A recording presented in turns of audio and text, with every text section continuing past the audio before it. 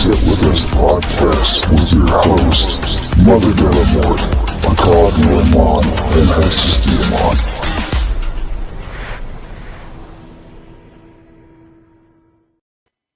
We need to fix that. I was just thinking the same thing. And Raz. Fix it for next year. I'm not bothered by it, dude. Like, And Razzles. I just show up places and do things. It's no big deal. Hey, there's a Jesse in here too. I don't know. No, I got smart and realized that, like, for some reason, I mean, well, you know, we can't type in the actual chat from here, so I figured if I really wanted to screw with someone, I would just go in there. Hey guys, It's dawned on me today. Nadine, yeah. No, Hey. I am Whoop, wearing whoop. my super awesome ugly sweater right now, and I love it. I can't hear you over it. What'd you say? Yep. What? I'm just gonna stone cold her at this point. What? Guys. Seriously. What? I think it's cool. It's It's awesome. neat. It's very 90s. I mean, especially It is. now the bulk of the story actually takes place in late 80s, or I'm sorry, it starts off in late The 80s. bulk of the story. Is there a whole backstory to that shirt? Apparently. Yeah. There is. Apparently this shirt has traveled through time. It was And crafted space. by the deft fingers of Guatemalan children. Yes. It very much was so. And was- it started off on the Cosby Show, What? but they decided that it wasn't colorful enough. It was. So then it moved on over to Fresh Prince and Kid and Play. Yeah, I can see that. Yeah. They Well, I mean, they shared if it. you at think one about point. it, a lot of what Kid and Play wore was just like the style from the season before that Fresh Prince wore. Because I think like they just hung out and he just gave them hand-me-downs all the time. That's Possibly, kinda yeah. Oh yeah. I can't see you in that shirt. I wonder if we had whatchamacallit, blue green screen on right now. If you would just fade into the back of it with spots of it. No, it would just be like 80s cloaking stealth technology. That's what John Cena wears. That's why you can't see him.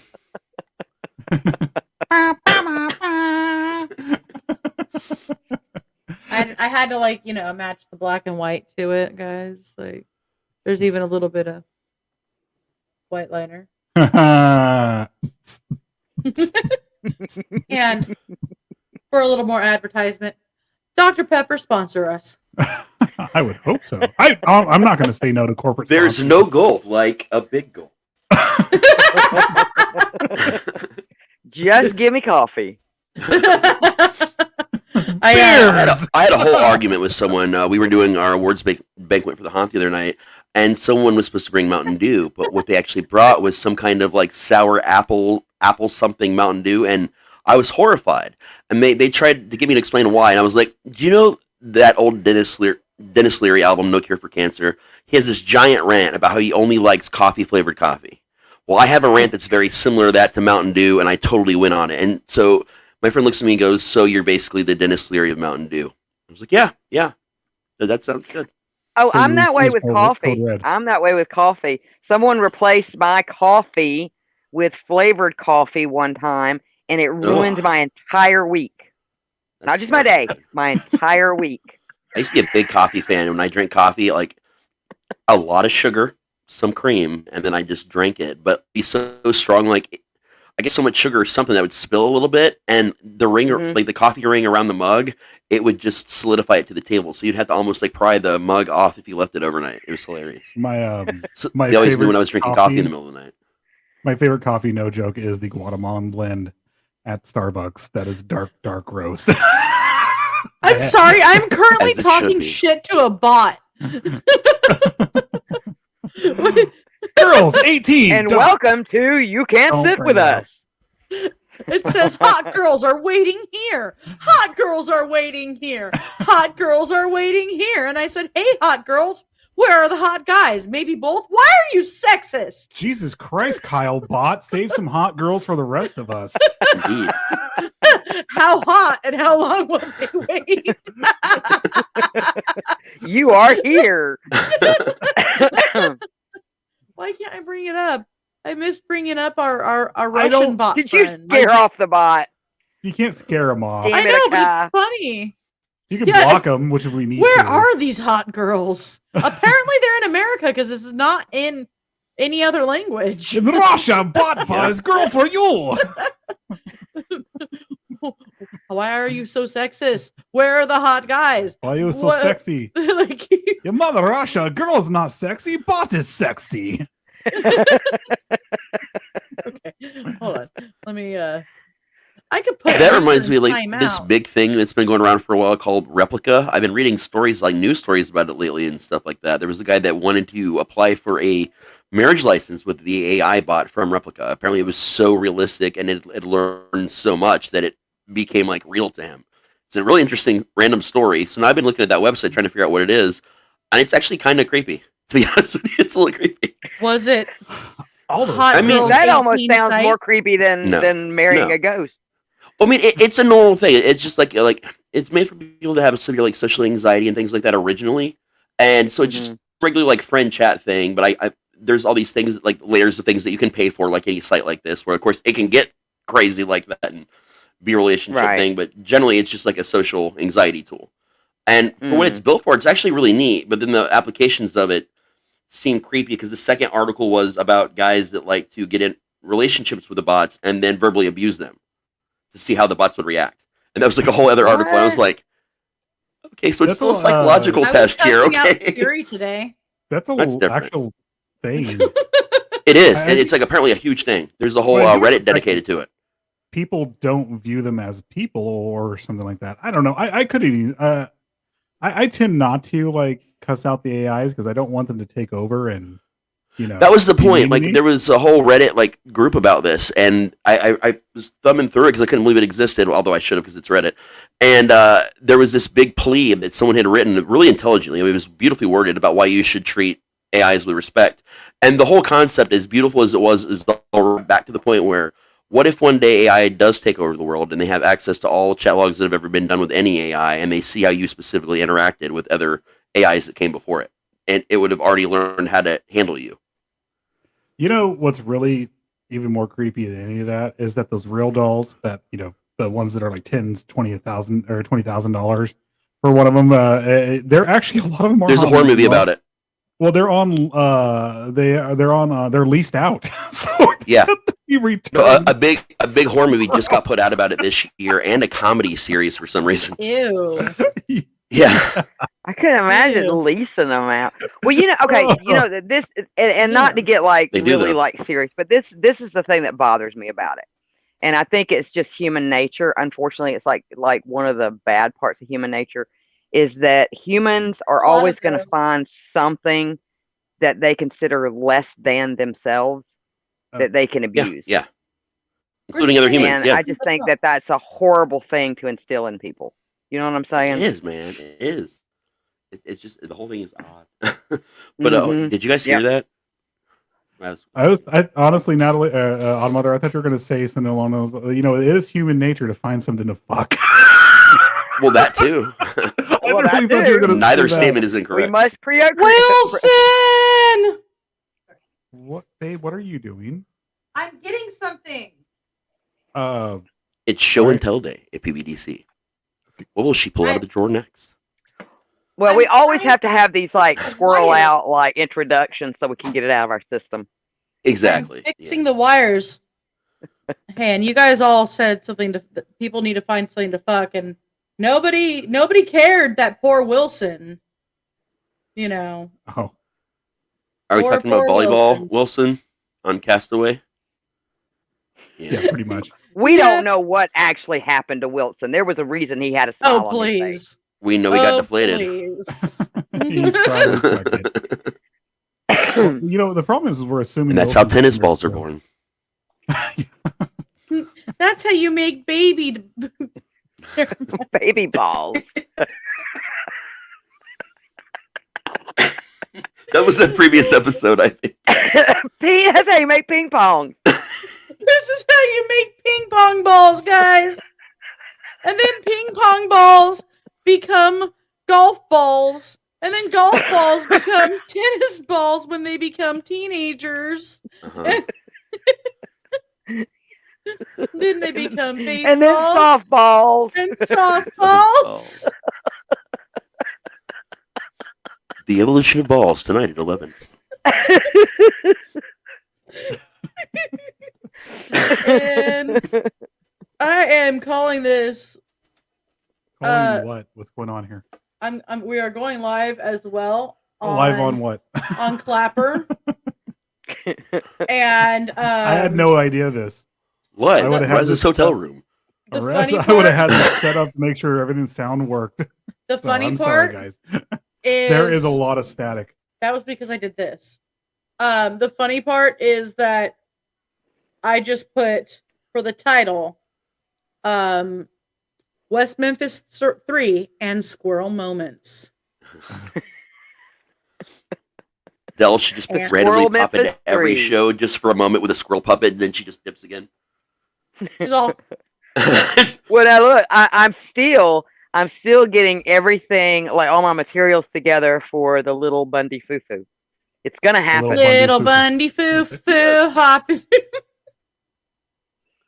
Yep. Oh God. Okay. Hopefully they can hear this shit. Well, I I'm connected hoping it to all this. I'm they- doing a If test. you were to hoping- stop this video right now and play it backwards, you would hear Satan say, "Get on with it." Get on, brother. I'm not sure if they can hear you two. I know they can hear us. That was the issue I was going to have with the going live on Clapper. I mean, that's just more Make sure- confusing for them, which could get more Right? viewers.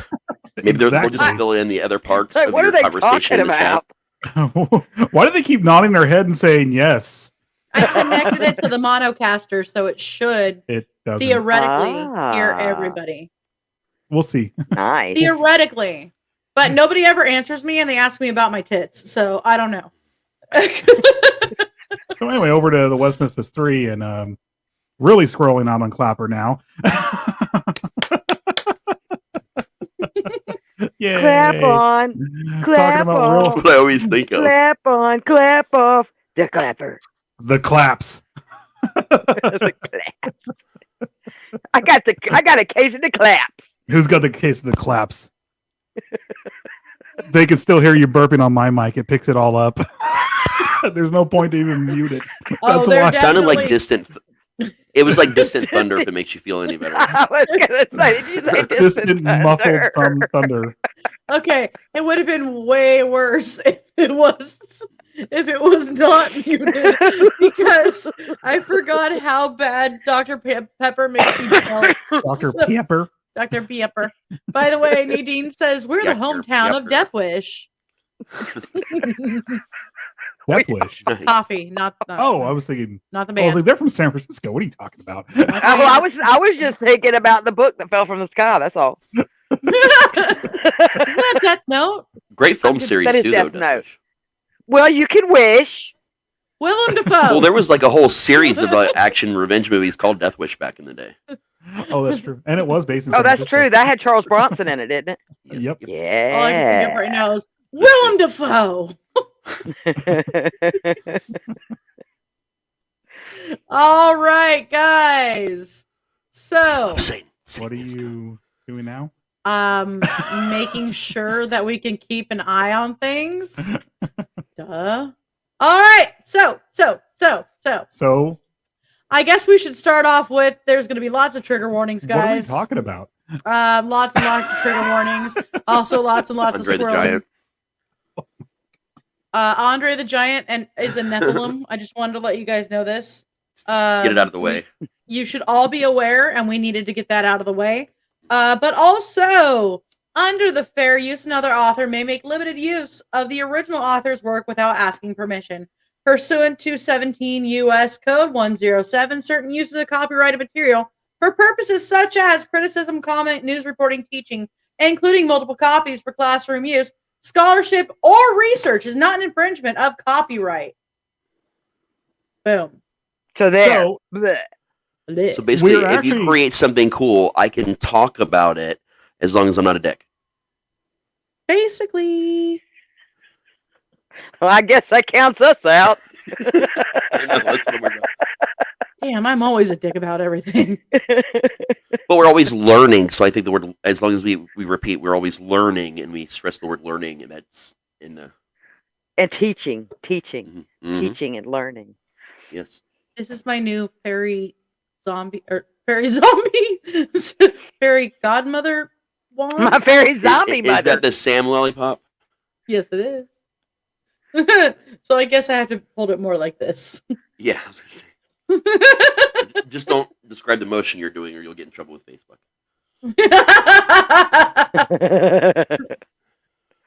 Poke, poke, poke. Poking holes, poking holes. All right, let's get started, guys. What are we getting started with? The West Memphis Three. You say it so enthusiastically. This is a very, very sad It actually story. is. And there was Really much fucked up. rejoicing. And there was so much rejoicing. So like, do you guys want me to start, or There was Where are we three starting? Whoever people wants to in West lead, we Memphis. all have notes. all right? So Go with that. we're talking about Damien Eccles, Jesse Miss Kelly, and Charles Baldwin. I got that right, didn't I? Jason Baldwin, Jason Baldwin. not No, Charles at all. no, his name was Jason Charles Baldwin. Actually, But he goes by Jason Baldwin. He's So- a bald one. Sorry. I'm having to look at like pictures that were this big. So, and that's the guy that's the mullet guy that I always forget his name anyway.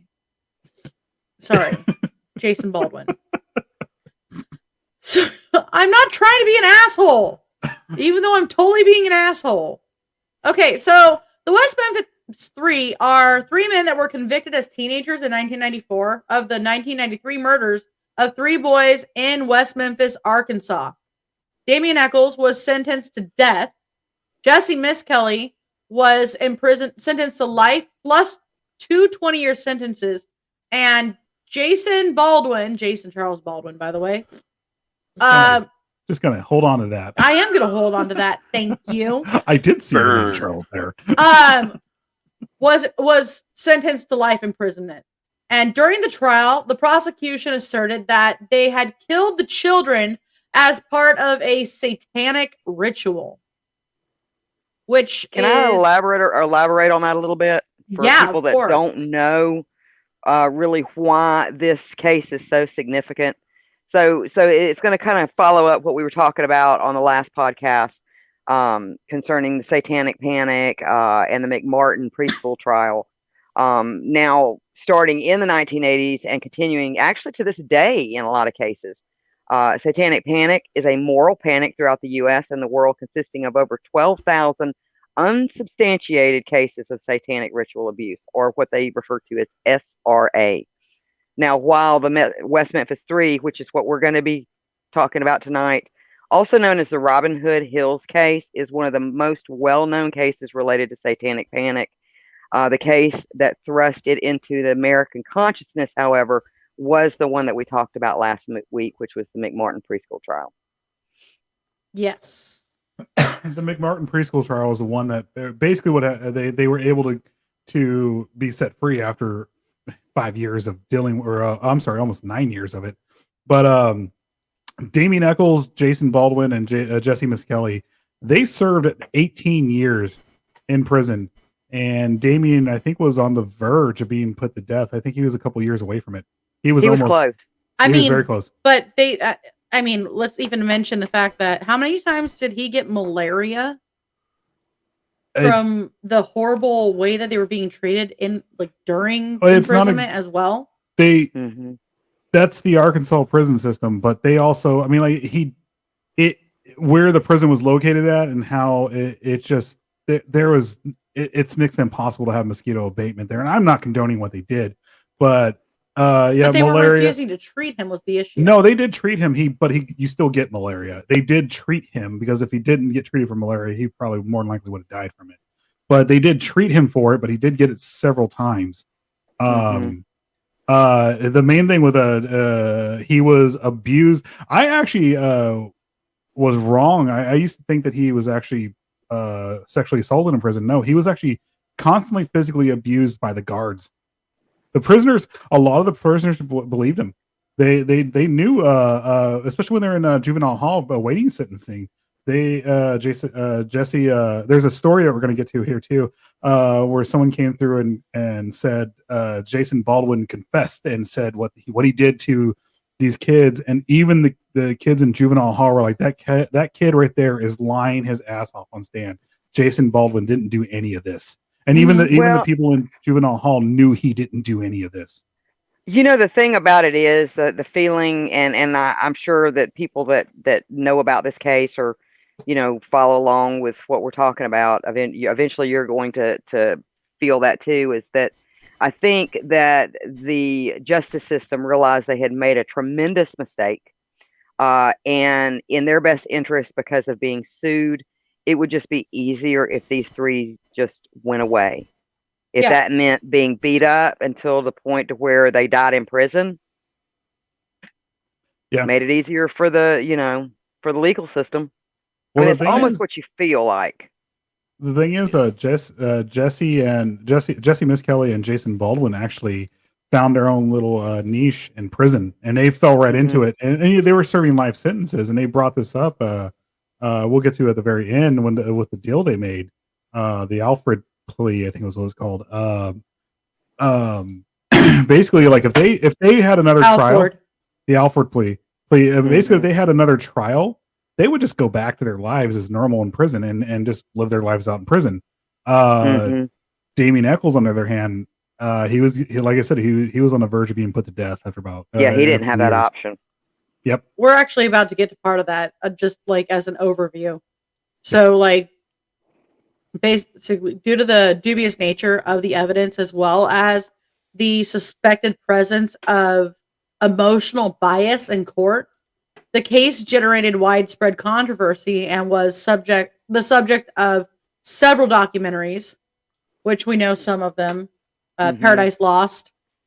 Celebrities and musicians held fundraisers to support the efforts to free them, and that also includes Metallica. Metallica. This was Paradise Lost was the first time Metallica ever let their music be played, and it was Sanitarium,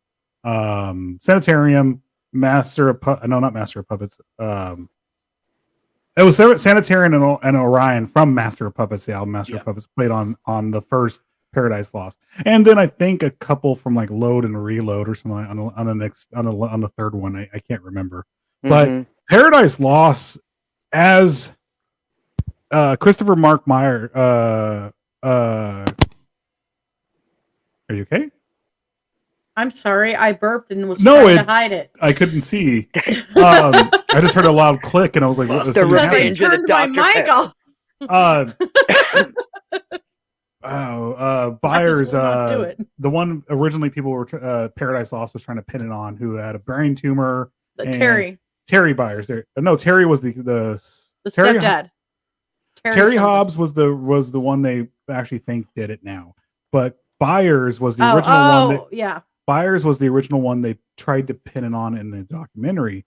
Well, he the Paradise Lost documentary was completely one-sided on the first one, and did this whole dramatic stuff showing this man who suffered from mental issues. He came out that he actually had a brain tumor, and was suffering from addiction issues and all this other stuff. And they basically cornered this guy when he was at his worst point in his life, with his stepson being killed, and it was very traumatic and very, very wrong for what the original producers of Paradise Lost did. You go back and watch West of Memphis, which is a really good documentary. I watched it the other night before this, and they actually made a good point on there that even Damien and him made up, and he toward the end started believing that Damien didn't do it, and Damien made a good point that, hey, you guys are doing what you did to me to him. And he didn't do any of this. He's just grieving over the loss of his kids.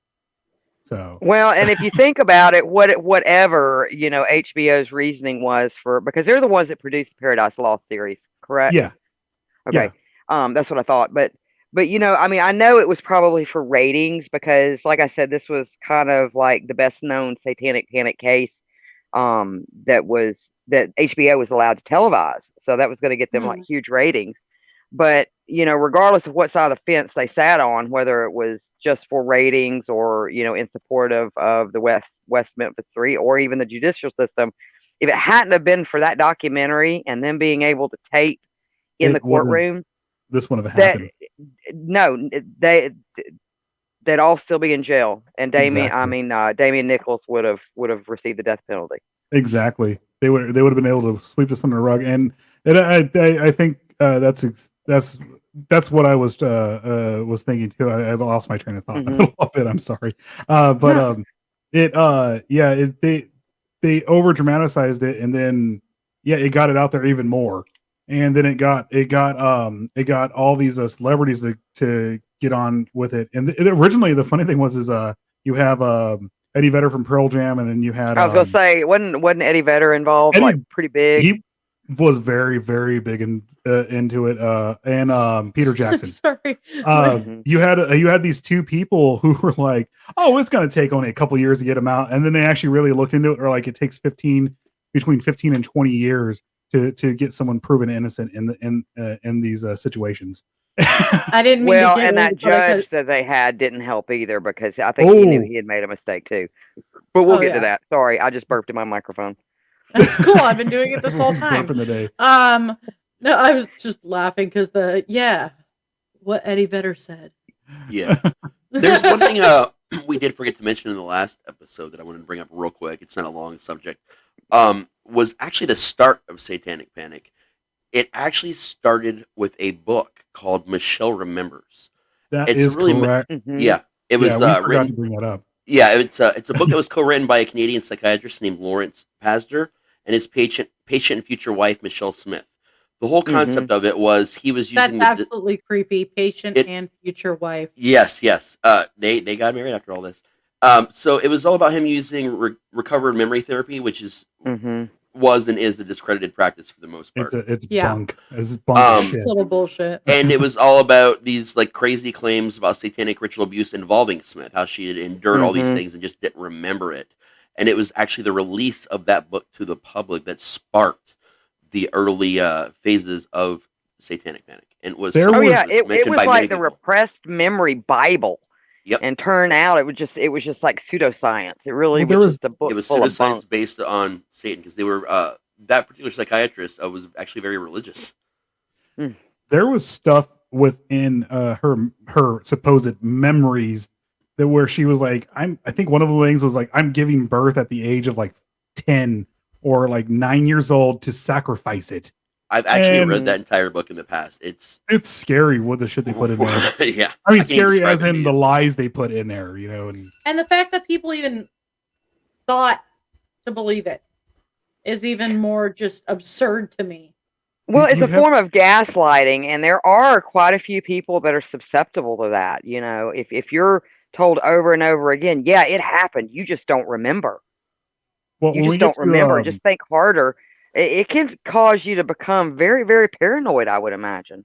When we get to the part with Jesse Miskelly and talking about confessions and how the police treated him, and this really all started over false confessions. Yeah. They pulled him aside because they knew he was not all there. And he had the capacity of a fourth grader or something like that, or a 4-year-old or something. He had a very low IQ of an elementary of a 72, I think it was. Yeah, and he was considered. Let's see, I have it here. Hang on, just a second. But they coerced the confession out of him, and they literally led him on throughout the confession, and until it was spots of it like being. Okay, he's like, okay, we got together in the morning time. Well, they knew that if that confession came, or if that part of it came out in the confession, they knew it was false. So then they kept leading him on. It wasn't later in the day. It was at this time. Okay, it was about 5 o'clock. No. No, I thought you said it was earlier. You said it was around 8 o'clock at night, and they were completely leading him on to get something out of it. They were doing what a lot of police do in interrogations, and a lot of it is when you. I'm there. These aren't police interviewing these people. It's always. I'm not against police in any way, shape, or form. I'm not bashing them, but the 99% of it, this is police interrogation. They pull you out of your element. They put you into a spot for hours and they stress you out with the hopes that if you give with kind of giving you the hopes that as long as you give them what they want, you eventually will be less stressed out or might be able to go home for the night. And that's what happened with Jesse Miskelly. Well, and I was right. He had a reported IQ of 72, which categorized him as a borderline intellectual functioning. So he was just right there on being able to really even possibly grab the concept of what was going on. He didn't even know what Satan was when they really like talked to him later on. And he didn't enter like, well, this whole thing is for you sacrificing to the devil and you don't know who Satan is? Right. So in July 2007, something interesting, new forensic evidence was presented. A report jointly issued by the state and the defense team stated, although most of the genetic material recovered from the scene was attributed to the victims of the offenses, some of it cannot be attributed to either the victims or the defendants. Exactly. Following I'm sorry. No, go right ahead. I was just going to say, let's talk about the crime here in just a second. Oh, yeah. This was just a quick overview before getting into like the real nitty gritty. And so following the 2010 decision by the Arkansas Supreme Court regarding newly produced DNA evidence and potential juror misconduct, the West Memphis Three negotiated a plea bargain with prosecutors. On August 19th, 2011, they entered Alford pleas, which allowed them to assert their innocence while acknowledging that prosecutors have enough evidence to convict them. Judge David Laser accepted the pleas and sentenced the three to time served. Pew pew. Sorry. They were released with 10-year suspended sentences, having served 18 years. Yeah. That's ridiculous. That made me so mad when I first found out about that. I was like, that is, oh yeah. So much so. They actually explained it really well in west of Memphis. And I actually do see where the new judge and the new DA were coming from on it. That they knew, and I don't agree with it in any way, shape, or form, but I think that's where we're all getting at. They knew that with DNA evidence, they knew that with everything was coming out, and they also knew that people were going to forget their original alibis, their original what they said in court, and a lot of people actually came out and said, "No, we actually lied on the stand." They knew that these guys were going to be set free, completely exonerated, and get millions from Arkansas. They also knew. They also knew this is the other half of it, and they actually explained a little bit better. One of Damian Eccles' new attorneys was actually friends with the guy with the DA in the documentary, and they actually had lunch together. And the way they actually explained it is that the way it came across was, you guys we can either get them out right now, or they're going to last years longer in prison to go through the process. And that aspect of it, I see why they took this plea, and I see why they did this, because Damian Eccles needed to get out. These guys, Jesse Miskelly didn't. He needed to get out. There was Jason Baldwin, who was like, this guy was a trooper, man. He did not. He pled that for his best friend to make sure he could get him out, but he would not lie under oath. And even originally, when the original trial was going on, they tried to get him to turn on Damien to have something, and he would not. He wouldn't. Oh no, my mother taught me back to the fact that it was a clause. It was a cover your ass clause for the state. Yeah. Exactly. Oh yeah. So, getting into the crime. I mean, for those of you guys that don't know what we're talking about, I know we're all going back and forth because we have talked about this at length so much. Oh, The yeah. original crime is the Robin Hood Hills murders. And So- it's brutal. On May 5th, 1993, 3 8-year-old boys, Steve Branch, Michael Moore, and Christopher Byers, were reported missing in West Memphis, Arkansas. The first report to the police was made by Byers' adoptive father, John Mark Byers, around 7 p.m. The boys were allegedly last seen together by 3 neighbors who, in affidavits, told of seeing them playing together around 6:30 p.m. the evening they disappeared, and seeing Terry Hobbs, who was Steve Branch's stepfather, calling them to come home. Initial police searches made that night were limited. Friends and neighbors also conducted a search that night, which included a cursory visit to the location where the bodies were later found. This was the next day when those bodies were found. It wasn't because they actually, I think I want to say it was almost a day and a half later. Because this is also middle of May. It was the next day, I think. Yeah, I think it was the Roughly next the day. Was it? Yeah. Well, I think they called off that night. I'm sorry, they called off the search that night because the mosquitoes Mhm. were so bad Mhm. in Robin Hood Hills. I'm sorry, but like, if my kids were missing, fuck your mosquitoes. See, and I still find it so ironic that they searched that area that night. Yeah, And unless they just overlooked it, because they did say, besides the mosquitoes, it was getting dark and it was getting hard to see. And, they had Yeah. people, I guess, they had like neighbors out there. They were going to scared somebody's going to get hurt. But they had searched that area. They And there was did nothing what there. They So- did with the bodies and how they hid them. on May 6th, a more thorough True. police search for the children began around 8 a.m.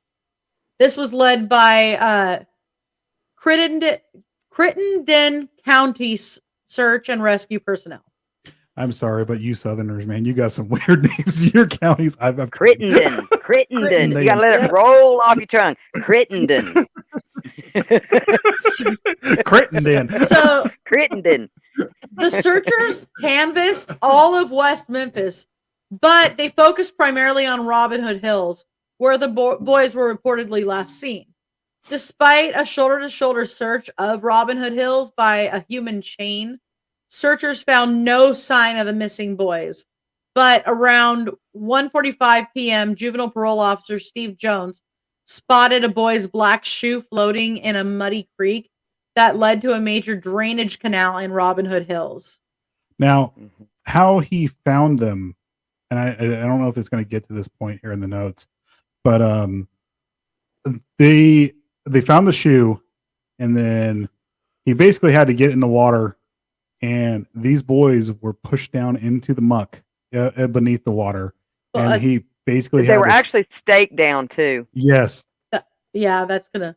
and he was basically shuffling around with his feet and hands until all of a sudden, with one of his foot felt like it got hung on a branch, and it was one of their limbs. Well, so Mhm. after finding the black shoe, a subsequent search of the ditch revealed the bodies of the 3 boys. They had been stripped naked. They were hog-tied with their own shoelaces. If you haven't noticed, this is the trigger warning part. Their ankles tied to their wrists behind their backs. One, The same with their left arms and legs. so they were basically essentially hogtied. So- So they're behind their backs. Their right arm was tied to their left ankle. Left arm tied to their right ankle. Yeah. So they're sorry, I like switched something Yeah. up. So Right. their right ankles tied to their right wrists, actually, behind their backs, and then their left arms were tied to their left ankle. So I want to make They- 2 quick points, like super quick. One, this is almost reminiscent of the Jason Voorhees origin story. Just want to throw that out there. Number 2, the Yep. very first show I ever did with you guys was about a guy who just wanted a decent pair of shoes. And here we are again talking about shoes. talking about shoes.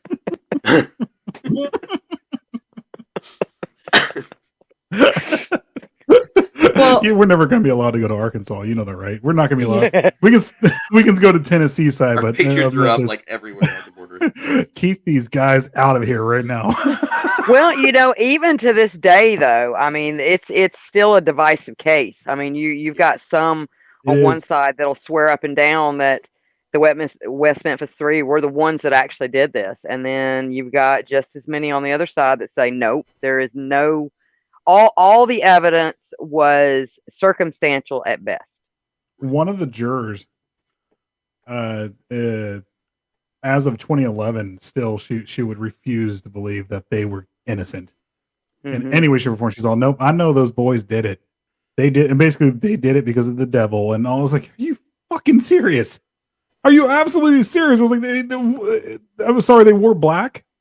They walked. One of them was getting into magic and everything when he was a kid, because that's just what kids do, and and you believe they went out of their way, especially with the fact the marks on these boys' bodies, they were not in any way, shape, or form made by knives. They were made by animals, turtles. Well, so their I like clothes were turtles. Photos. their clothes were found in the creek. Some of it was twisted around sticks that had been thrust into the muddy ditch bed. The clothing was mostly turned inside out. 2 pairs of their underwear were never recovered. Christopher Byers had lacerations to various parts of his body and mutilation to his genitalia. So, going back into the side of this, we're gonna we'll get into who we think did this and what actually really happened here.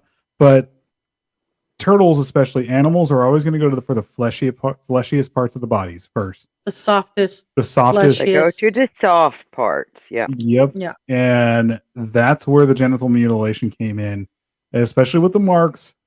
They showed you can actually see, like, especially with a snapping turtle, and what they actually had in those especially in Robin Hood Hills, they had the alligator snapping turtles, which those are mean.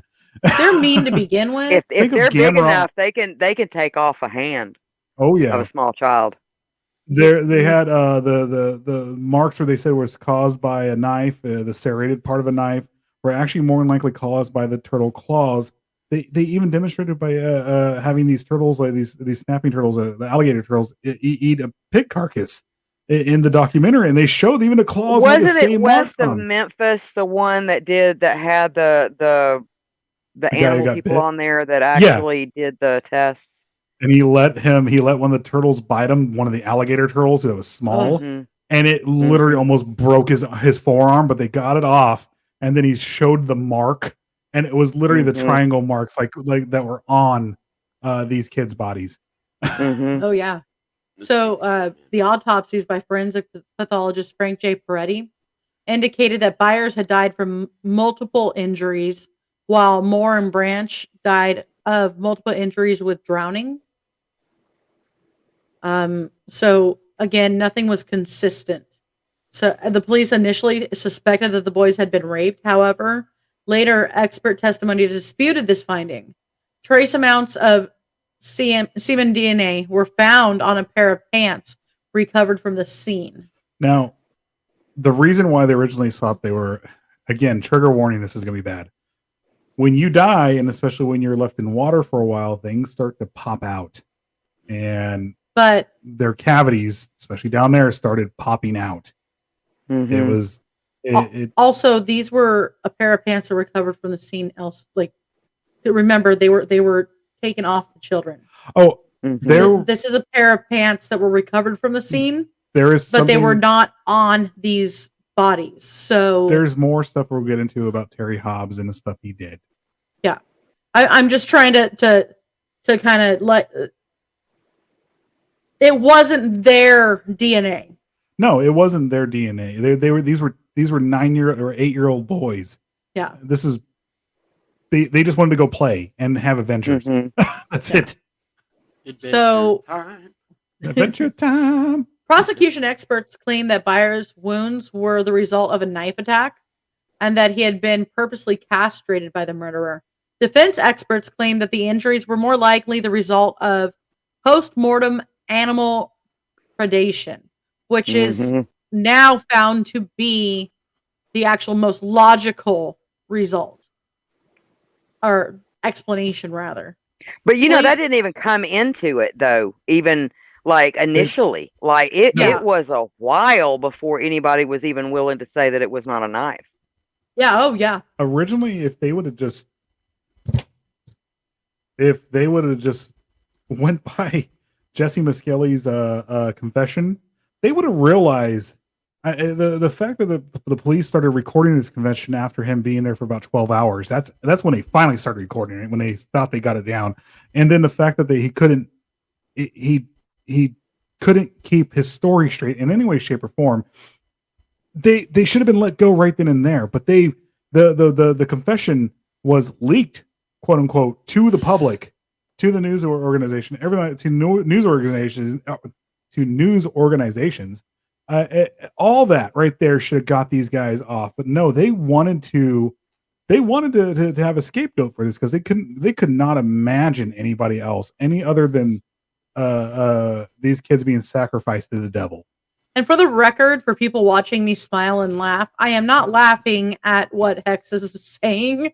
I am laughing at comments, okay? These kids were sacrificed to the devil. I am laughing at Adventure Time, okay? That's what I am laughing at. These kids were sacrificed to the devil. I'm laughing at the Adventure Time right now. I actually rewrote the whole when thing in my head in like 5 seconds. I just thought I'd Fine. stop there because There I you didn't know go. how it would get in. There we go. Fine, I had to. Adventure Time. Well, we'll drown all your friends. Go to the dark, satanic lands. This is But you only have to see it as the theme song, because it follows it perfectly. I've already written the whole song in my head. I'll write it now.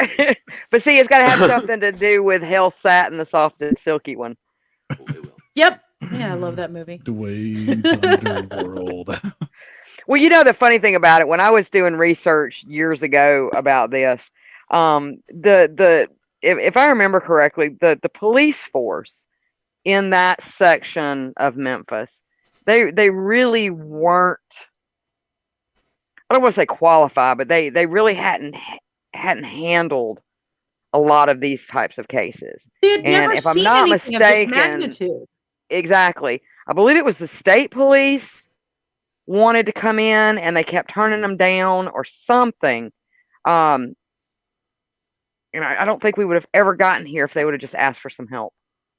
I mean, it's not like Los Angeles, which, like, since the 20s, we've had, like, ridiculously mutilated bodies that have been popping up Crazy everywhere. cases, yeah. You know, What they were dealing it's a with- small town where things like this just don't happen. What they were dealing Mhm. with over there was predominantly drugs. There wasn't a lot of murder like this. There was probably some crime, because I mean, the reason why it's called west of Memphis. The reason why it's called West Memphis is because it's quite literally is West Memphis. On the other side of it is Tennessee, Memphis. and Yep. there's Memphis, Mhm. Tennessee. Honestly, and one of the reasons why this hits home for me, because my family is from West Memphis.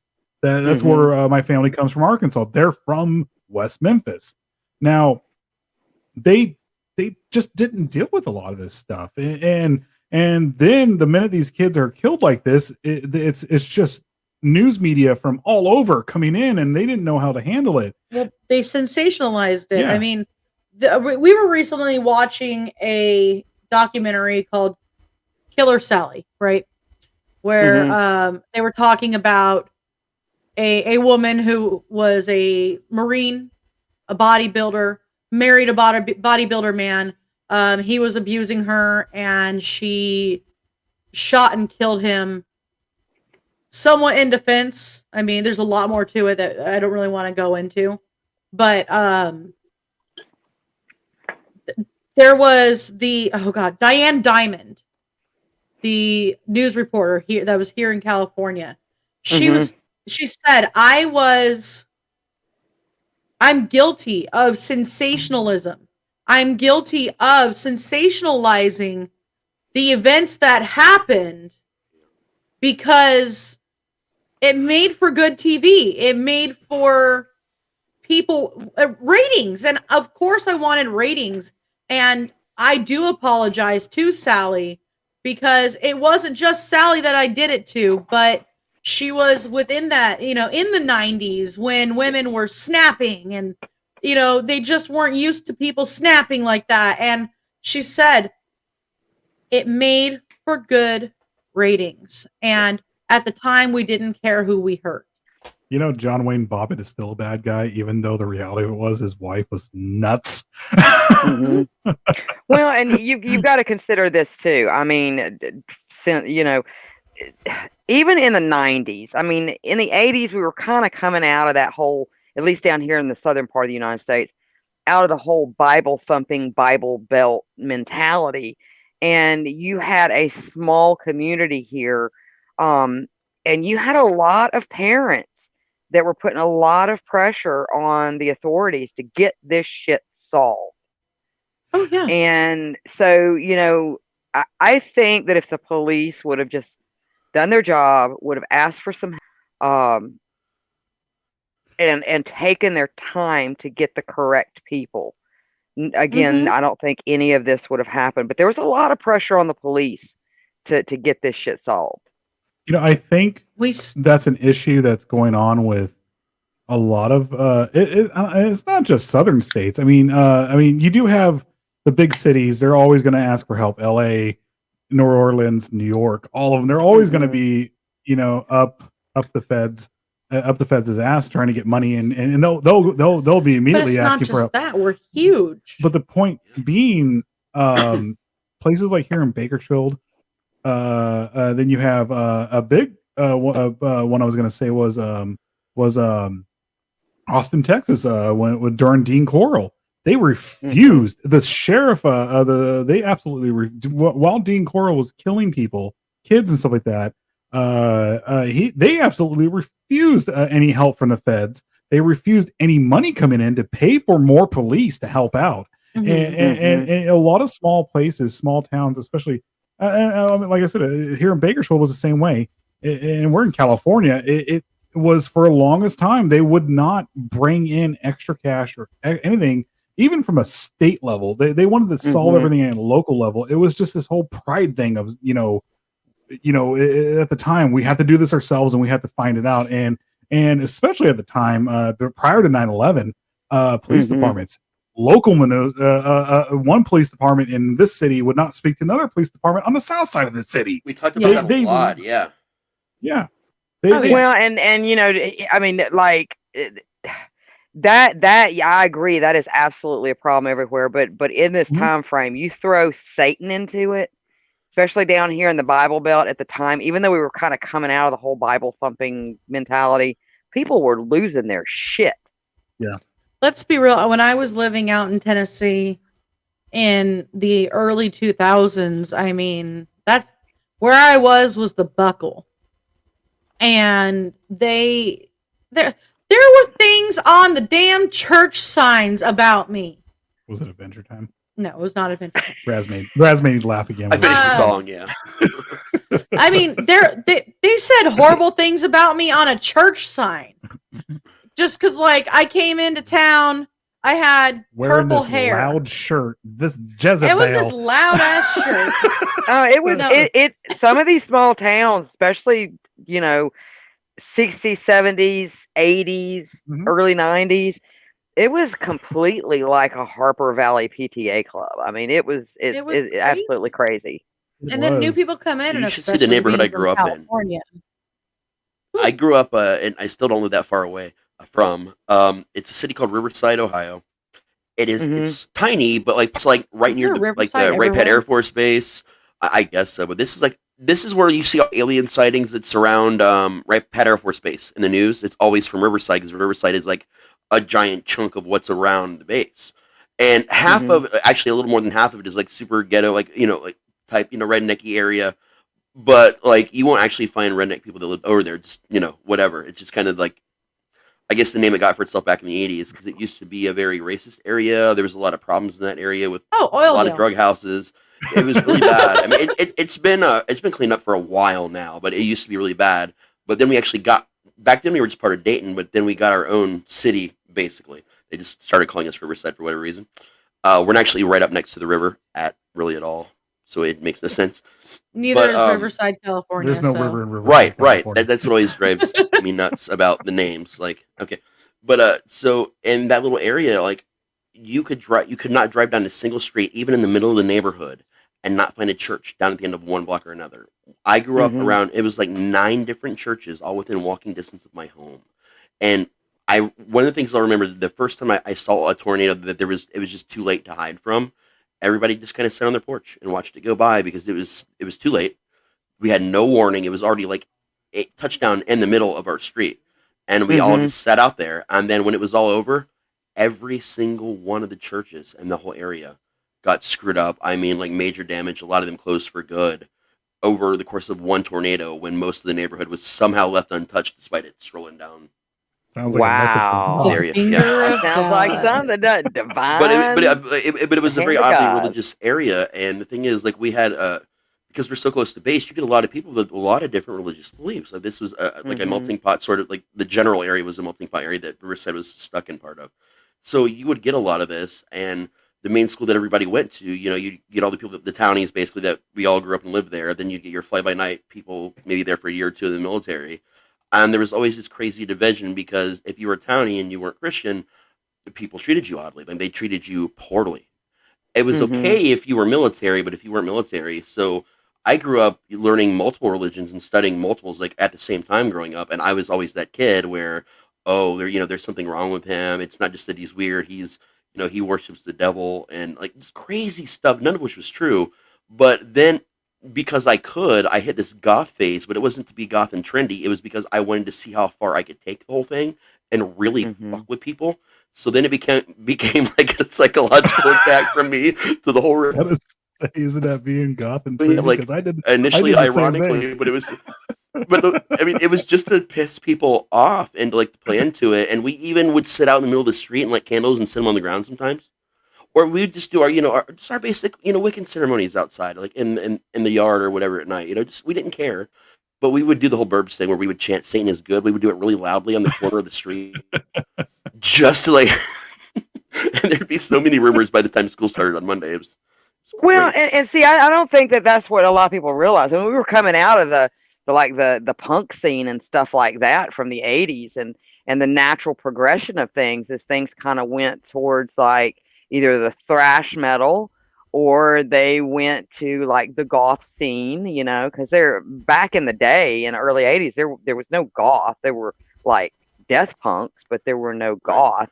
And you were coming into that, but they still both of those groups still had the fuck conformity, and it's all about the shock value. Let's see what we can get away with and make people go Yeah, and that was then part of it. That was and I so think it's Manson came along, and that's about Can I- was shocking people. It was the whole shock aspect of it. It was exploded. The crazy I thing think about we all need to this. go to comments, by the way. Well, real fast. sorry. The crazy thing about all this is when we were all kids, especially us being in the whole tail end or the start of the millennials and the tail end of the Gen Xers and all this other stuff. I mean, we all experienced this, and we were sitting there being. I remember being a metalhead in like '93, getting into it in 6th grade, 7th grade, and all of a sudden I saw this documentary. I never thought this stuff. I was like, I know it was prevalent here in Bakersfield, the satanic panic and everything like that. I knew what it was back then, but I was like, wait a second, I can be prosecuted because I literally look the part, and this is exactly what happened to Damien. Prosecuted or persecuted? Persecuted, I'm sorry. I wanted Both. actual, like, yeah. Persecuted and prosecuted. I mean, and you just we're especially after Columbine. Oh Yeah. Especially We all after wore the Columbine. trench coats. Like every wore my thrift leather store had like jacket. 200 trench coats you could buy it.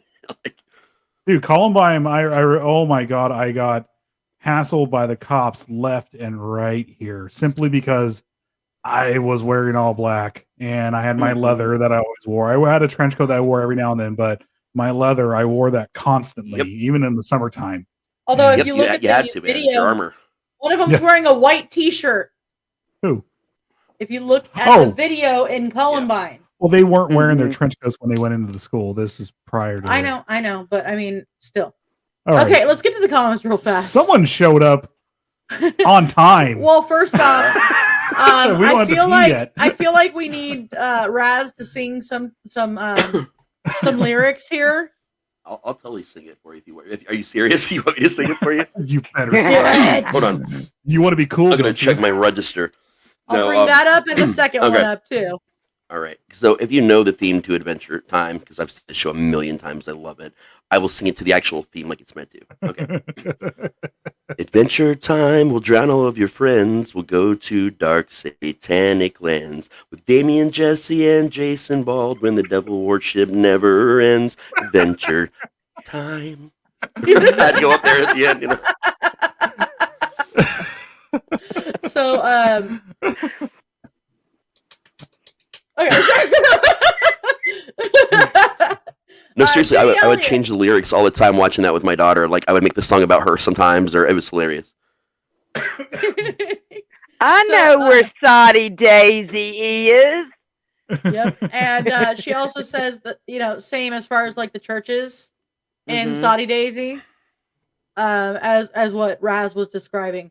So we've got Tyler F. and West in here, and he would like to let us I know know. that Once in high school He to went- impress a girl with huge boobs, then found out she was into girls.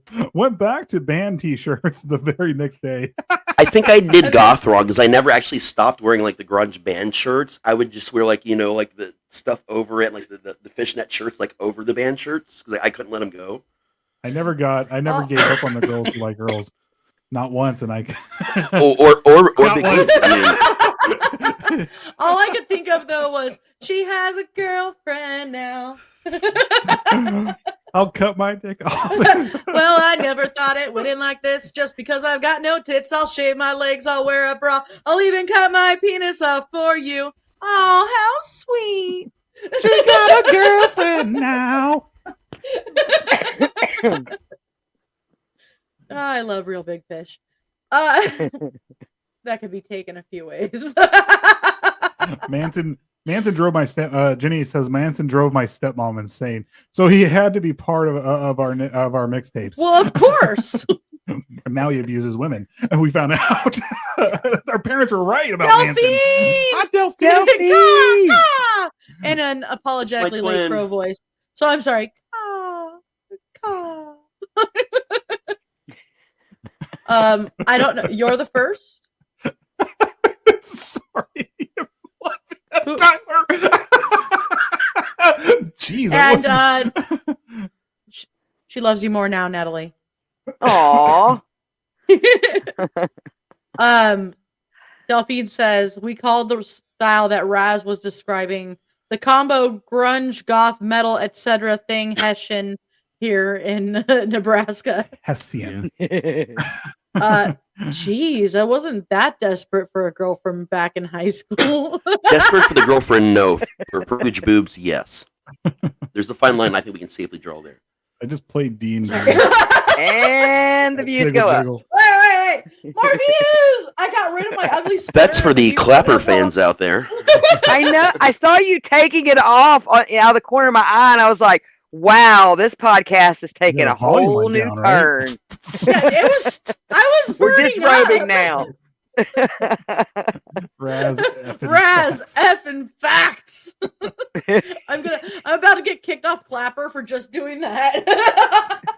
I have this weird, okay, I'm going to tell you guys about this because I've never told you about this before. One day when Oh. I'm rich and famous, boy. I'm going to have Oh, what boy. I refer to as the boob room, okay? Let me explain first. There's nothing sexual about this room whatsoever. There is It's all- nothing it's- Is negative it going to be about fluffy this and you room. can just bounce off boobs on walls? No, it's just going to be a bunch of females, trans. It doesn't matter, just boobs. People, they just walk around. Can naked. we That's it, it's have just some? boobs. Can we have a very- some Clockwork Orange milk dispensers? 100%. Yes! Yes. It's a very chill room. Like you can pull, like a hose from the side of the wall and get you a hit of some good herb, But whatever that you want. song has to But- be playing But the whole point time. is, it's a chill room, and Exactly. there's boobs everywhere because no matter what's going on in the world, boobs are, they put you at ease, right? But there's nothing Well, they're sexual about soft, this in squishy. any way. It's important to mention nothing sexual Look, at all You about can this, sit there and, And- say that all you want. and they will be like the. I'm just saying that there's going to be like rules and laws about this. I guess some Oh, friends yeah. that are undercover Yeah. cops, they're going to hang out there just to make sure everybody's cool. Even And, the cops are getting prostitutes sometimes. No, not these guys. Not these guys, I assure you. But no, See, seriously, just everybody 'cause would it's a be calming putting- thing. My wife makes fun of me about this all the Down for time. Some I'd be some putting some time out boob room immediately. R&R. Yeah, but my wife was So- always like, "You will not have a boober." I'm like, "Why, dude? They will have like dental, vision, like their kids are gonna like Boobs will have- scholarships, whatever they want. They just gotta hang out. Why That- do the that's it." boobs need As dental long as and I can wear vision? my No, utility the people belt, that the boobs Raz, boobs because belong I to. do So I'm running the believe in boobs, myself. not them. You know, it's not a prostitution thing. I just Wait. Stop, Just the boobs. real fast before you get to comments. Why don't we just fake agent these people? Okay, we'll just we can actually just make videos, PBDC collective pornos, and we're not going to get in trouble for. We wouldn't even have to put there's nothing that's sexual about this. We'll just fake agent everybody, and then we're good.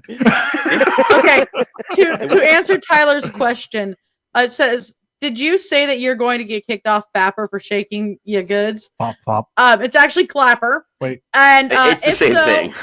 If so, that's hypocritical and disappointing. Yes. So here we go. These are restrictions, including but not limited to 1, pornographic sex acts, real or mimicked. 2, squeezing or shaking boobs. 3, twerking, We exposing put them in their natural buttocks- habitat. Twerking, exposing buttocks and camel toe. Wait, 4, what? exposure of private parts, including anus, buttocks, boobs, nipples, or areola. So if you need to take 5, a picture with someone with your secret camera that you have in your butt soles, Wait. 5, inserting objects into genitalia or mouth, including sex toys. so no 6, so, taking a shower. so no 7, mason jars being inserted wearing in certain objects. underwear, bikini, see-through lingerie. 8, I'm wearing moaning and underwear as we speak. any other types of sexual something. And It you didn't turn finish And it. I may or may not be wearing pants. I'm adjusting myself while I take a. I'm only actually wearing like half of a shirt. Even everything below is not my problem. I'd retire. Whereas let's tie our shirts in knots right now. Let's be dudes. Let's just dudes who do that. I'm on I'd it. retire from scurry face if I got endless boobs daily. Just saying. Wait, what kind of See, Sunday I school app want shit is Raz this? and Hexes to shake their bosoms. I'm trying. My moobs. Sounds like Shannon's rules in our house. Pay me and I'll stop. I know, right? I'm probably gonna get kicked off this app because I mean, literally just from I just adjusted myself normal, and they're probably gonna be like, "Oh my god, you shook your tits." So Okay. Can I adjust myself on purpose then and try to get us kicked off? I don't know. hey, I have like I don't know, 1,200 people that follow me, and every time they jump on, they're like, "Hey, let's see your tits," and I'm like, I'm literally talking about That's somebody because getting murdered. Their tit look, their tit thrived over there on Clapper. Leave them alone. Apparently, like I was literally sitting there like, and they stabbed him in the penis, and they're like, "Let's see your tits." Tell me more. Woohoo! You stabbed him where? Oh god. A wise friend of mine once said after a long smoke session that every conversation in life you'll ever have will become much more interesting if at the end of every sentence you also say with What? With what? Uh-oh. Say that one more time. at the end of I'm sorry. lagged out. At the end of every sentence and every conversation you have, your life will be much more interesting if you repeat the phrase "with my dick" at the end of every sentence you say. Sounds like a technical STD app. With my dick, yes. Delphine says, when I was little, I saw a woman collecting her children in a water park, and she put the toddler in her cleavage, and he was just stuck there, arms waving. I've been scared of giant boobs since. I want to see this. This Now I've seen people I don't tuck wanna their see- money. I've seen people tuck their cell phone. For like, But a when we have baby? kids. I mean, when we have kids, that's a great idea. I don't have any arms. Whoop! Okay, let's go. Like I can carry the diapers Wait. and everything else. Get the book. Like kid, just shut in there. Is this like And we're kangaroo? going. You know that like sling thing that you can wear, not like the baby bee one, but like the one you like can specifically get for breastfeeding.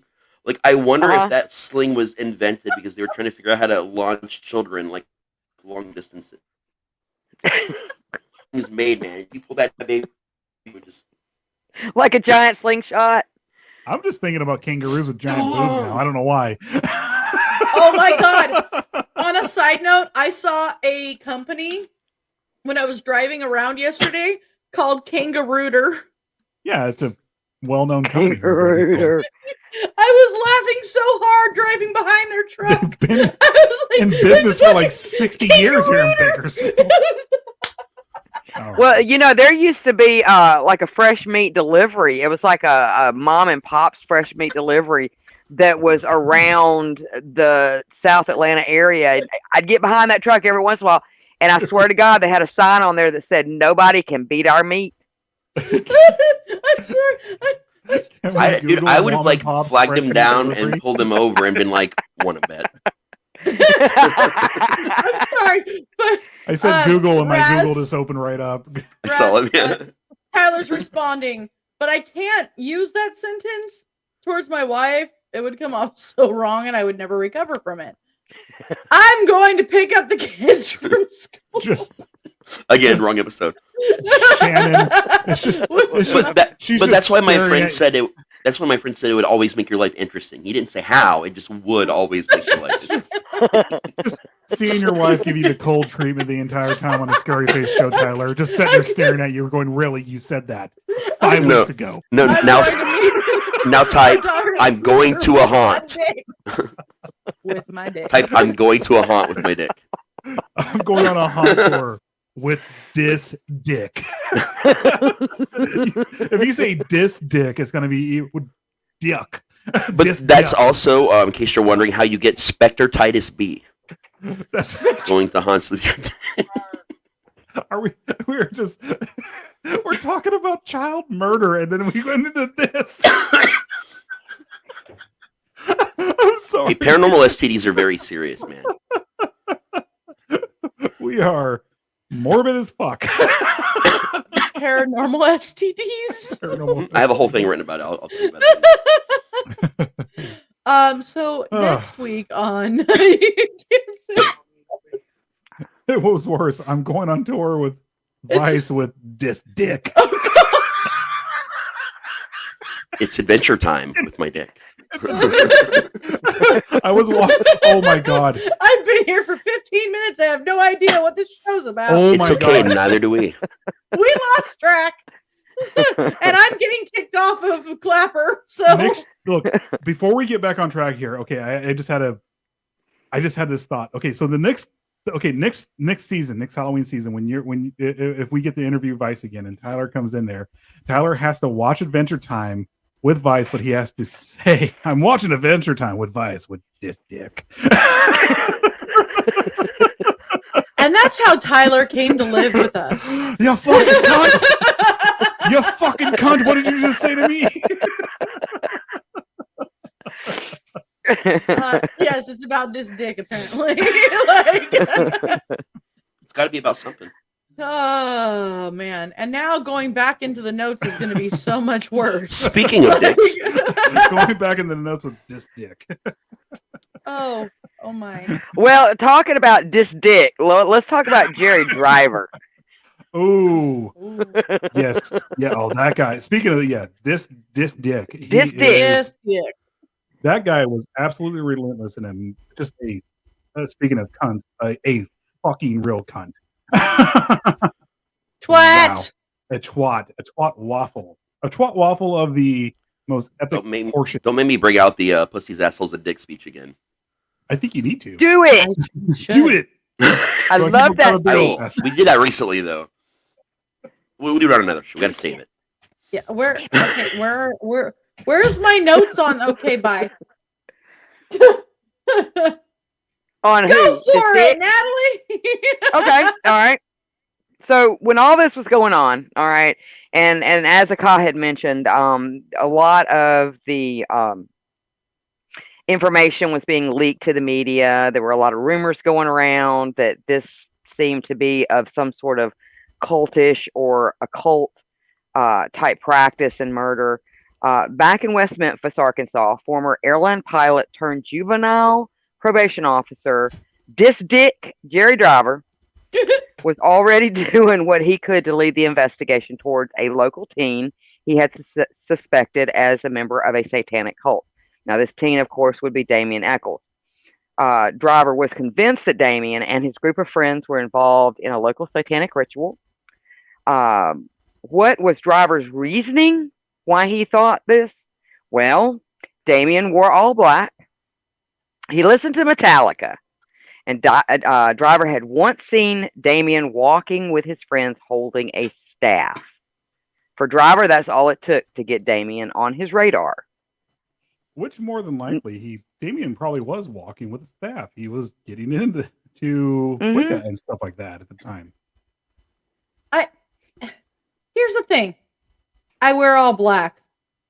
Like most of the time. Unless I'm wearing ugly, awesome sweaters. But I mean, I'm pretty much always wearing black. I'm always blasting metal when I have the opportunity. I have a ton of tattoos. I am into the occult. That doesn't make me a fucking murderer, let alone a murderer of that proportion. And it's so dumb that people are like, oh, hey, he wears all black. He must have killed those kids. No, it's the fact that I'm stabbing people that makes me a murderer, not my color. Exactly. As ridiculous as it seems, I can remember. Now, granted, this was probably about 10 years. Well, I don't want to say 10 years, maybe about 6, 7 years before all this. I can remember when I had my mohawk and stuff and had my combat boots and my leather jacket and all that kind of stuff. And we'd go to the mall and parents would literally pull their children to the other side of the mall. Like, you have people walking one side, people walking the other. They would literally pull their children. And I always thought it was so ridiculous. But you have that very, I'm sorry, I call it simple-mindedness. Very closed, small-minded, simple-mindedness that a lot of people tend to have. Can I read something real fast about Jerry Driver, just real quick? Little Jerry Driver, how I love listening to your sweet prayers every night, and then you jump in your bed, so afraid I was under there, and I was. I took it from the prophecy, actually. That just reminded me of that. Thank you, Tyler. Tyler says, I fear the people who sport Tommy Hilfiger more than I do the ones who wear all black. Yeah. Mm-hmm. What if they wear all black Tommy Hilfiger? Run?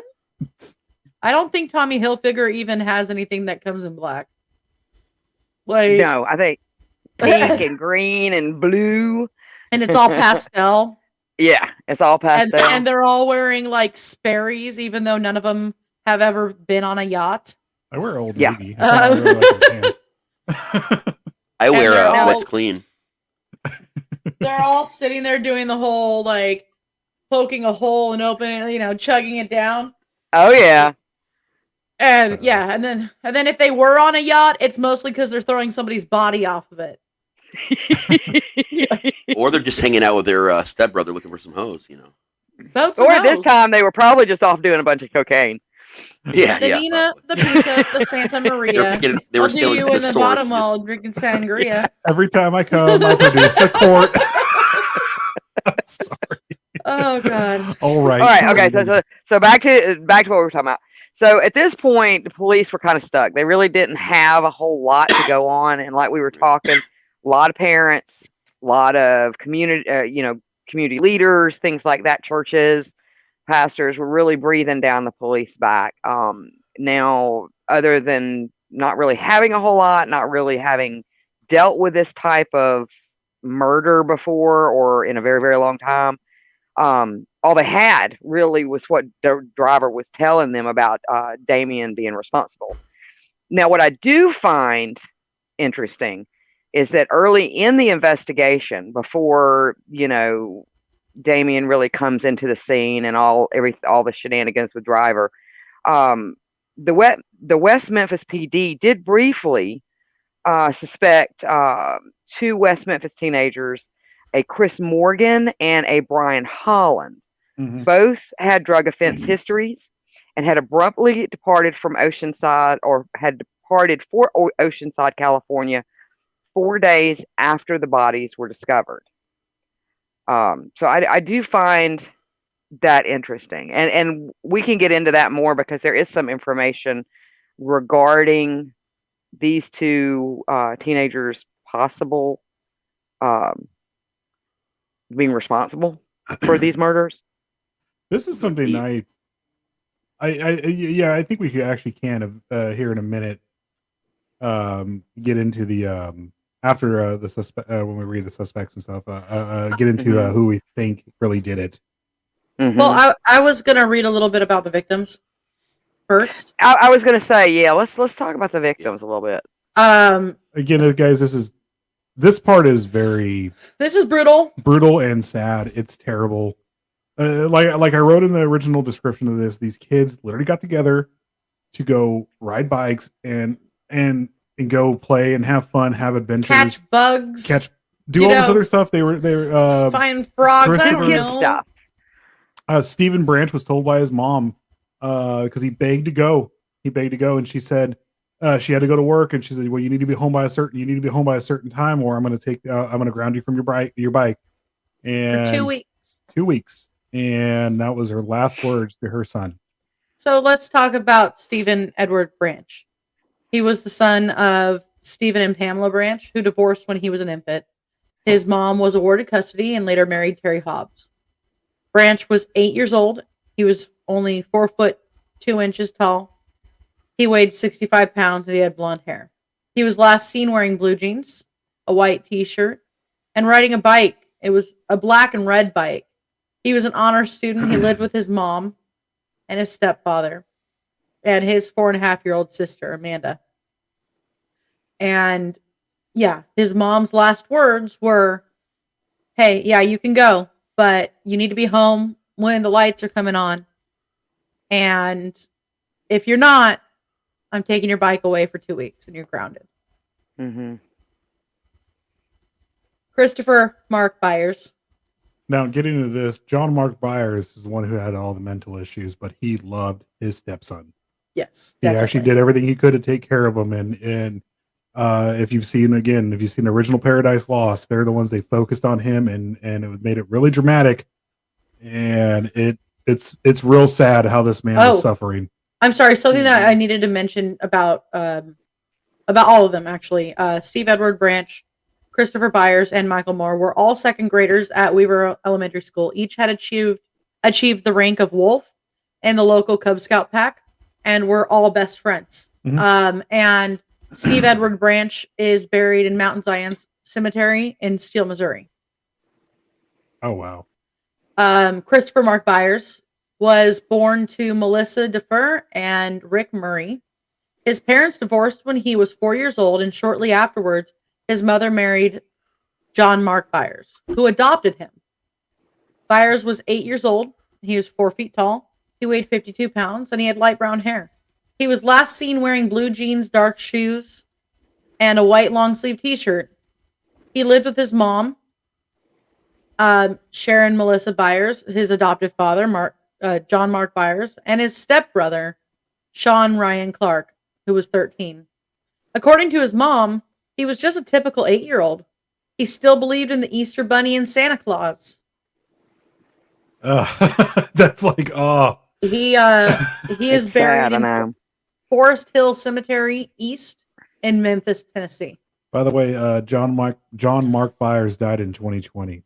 Yes. It wasn't COVID. I think it was like a heart attack or something like that from prior drug use and everything. So, now, do you guys know the main difference between Satan and Santa? Just a switch of letters. Dyslexia. Yep, dyslexia was the answer, yes. Santos El Helper. The Simpsons. Dyslexia. So now we'll get into James Michael Moore. He went by Michael. Michael Moore was the son of Todd and Dana Moore. He was also 8 years old, 4'2". He weighed 55 pounds and had brown hair. He was last seen wearing blue pants, a blue Boy Scouts of America shirt, and an orange and blue Boy Scout hat, and riding a light green bicycle. Moore enjoyed wearing his scout uniform even when he was not at meetings. He was considered the leader of the three, and he lived with his parents and his 9-year-old sister, Dawn. He is buried in Crittenden Memorial Park Cemetery in Marion, Arkansas. And in 1994, A memorial was erected for the 3 murdered victims. The memorial is located in the playground of Weaver Elementary School in West Memphis, where all 3 victims were second graders at the time of the crime. This was in May of 2013 for the 20th anniversary of the slayings. The principal, Sheila Grisham, raised the funds to refurbish the memorial.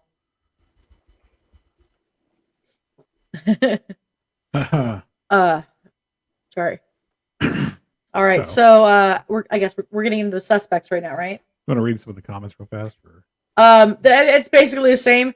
This was an answer to the what's the difference between Satan and Santa? One's white, one's red. One's white, one's red. And that's where candy canes come from. And then One there's has a great big if someone bushy beard. came to me and was proud to wear Tommy Hilfiger, I'd quickly tell them to back the fuck up. Unless you have some booger sugar, then we can talk. Fun fact: so polo shirts were actually designed by and made for cokeheads. It let them feel sophisticated, but they were still had that air of approachability. You know what I'm saying? Because how else can you get your coke? I love Raz's fun facts. That makes a lot of sense now, actually. They're all true, even if they're not. They're all true, even when they're not. Exactly. All right, let's get into these suspects. This is where we can have some fun. Okay, I just want to point out again phrasing. This We're gonna get into these suspects. This is where we're gonna have some fun. Okay, one more time. That's why you always saw Pablo wearing a collared shirt.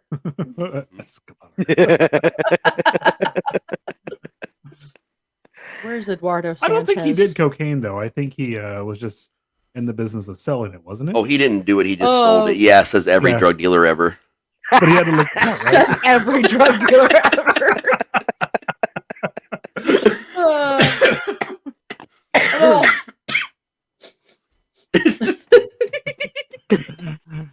Watch, we're not going to get kicked off Clapper at all. We're talking about. We're gonna get kicked off Facebook. Why? Because Zuck doesn't want to admit that that's what he does. Can you help us rebuild our pages when we're done here? I'm kidding. Fun fact, he actually named it Facebook after doing a line of cocaine off of a book.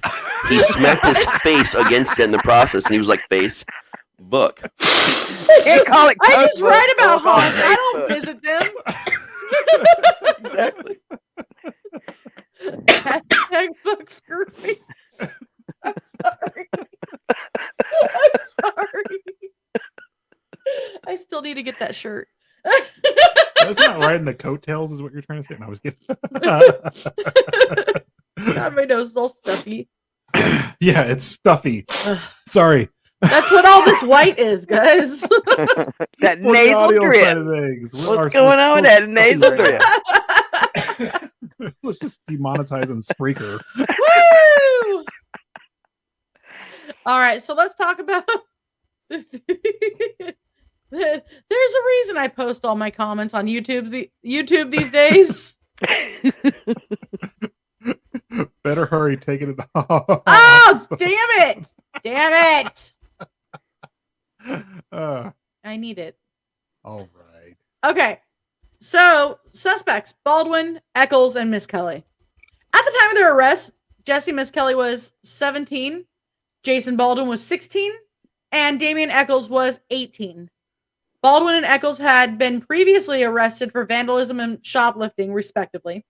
And Miss Kelly had a reputation for his temper and for engaging in fistfights with other teenagers at school. Miss Kelly and Eccles had dropped out of high school. However, Baldwin earned high grades and demonstrated a talent for drawing and sketching, and was encouraged by one of his teachers to study graphic design in college. Eccles and Baldwin were close friends and bonded over their similar tastes in music and fiction, and over their shared distaste for the prevailing cultural climate of West Memphis, situated in the Bible Belt. Baldwin and Eccles were acquainted with Miss Kelly from school, but they were not close friends with him. Eccles' family was poor, received frequent visits from social workers, and he rarely attended schools. He and his girlfriend had run off and later broken into a trailer during a rainstorm. They were arrested, though only Eccles was charged with burglary. Eccles spent several months in a mental institution in Arkansas and afterwards received full disability status from the Social Security Administration. During Eccles' trial, Dr. George W. Woods testified for the defense that Eccles suffered from serious mental illness characterized by grandiose and persecutory delusions, auditory and visual hallucinations, disordered thought processes, substantial lack of insight, and chronic incapacitating mood swings. Now, here's the thing. The reason why he was having so many issues too here was Jerry fucking Driver.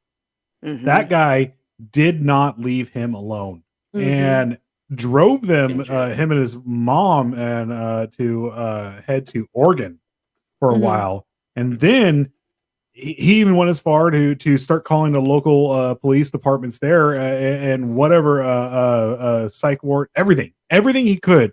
He would call them and let them know about Damien Eccles. And then he started getting harassed there. And then he had a breakdown there, had to come back to I was going to Arkansas. say, didn't he have almost a nervous breakdown because of all the harassment? It just Because, didn't like, stop. Driver had the police question him for the murder of a girl that happened over 100 miles away that had no tie to anything.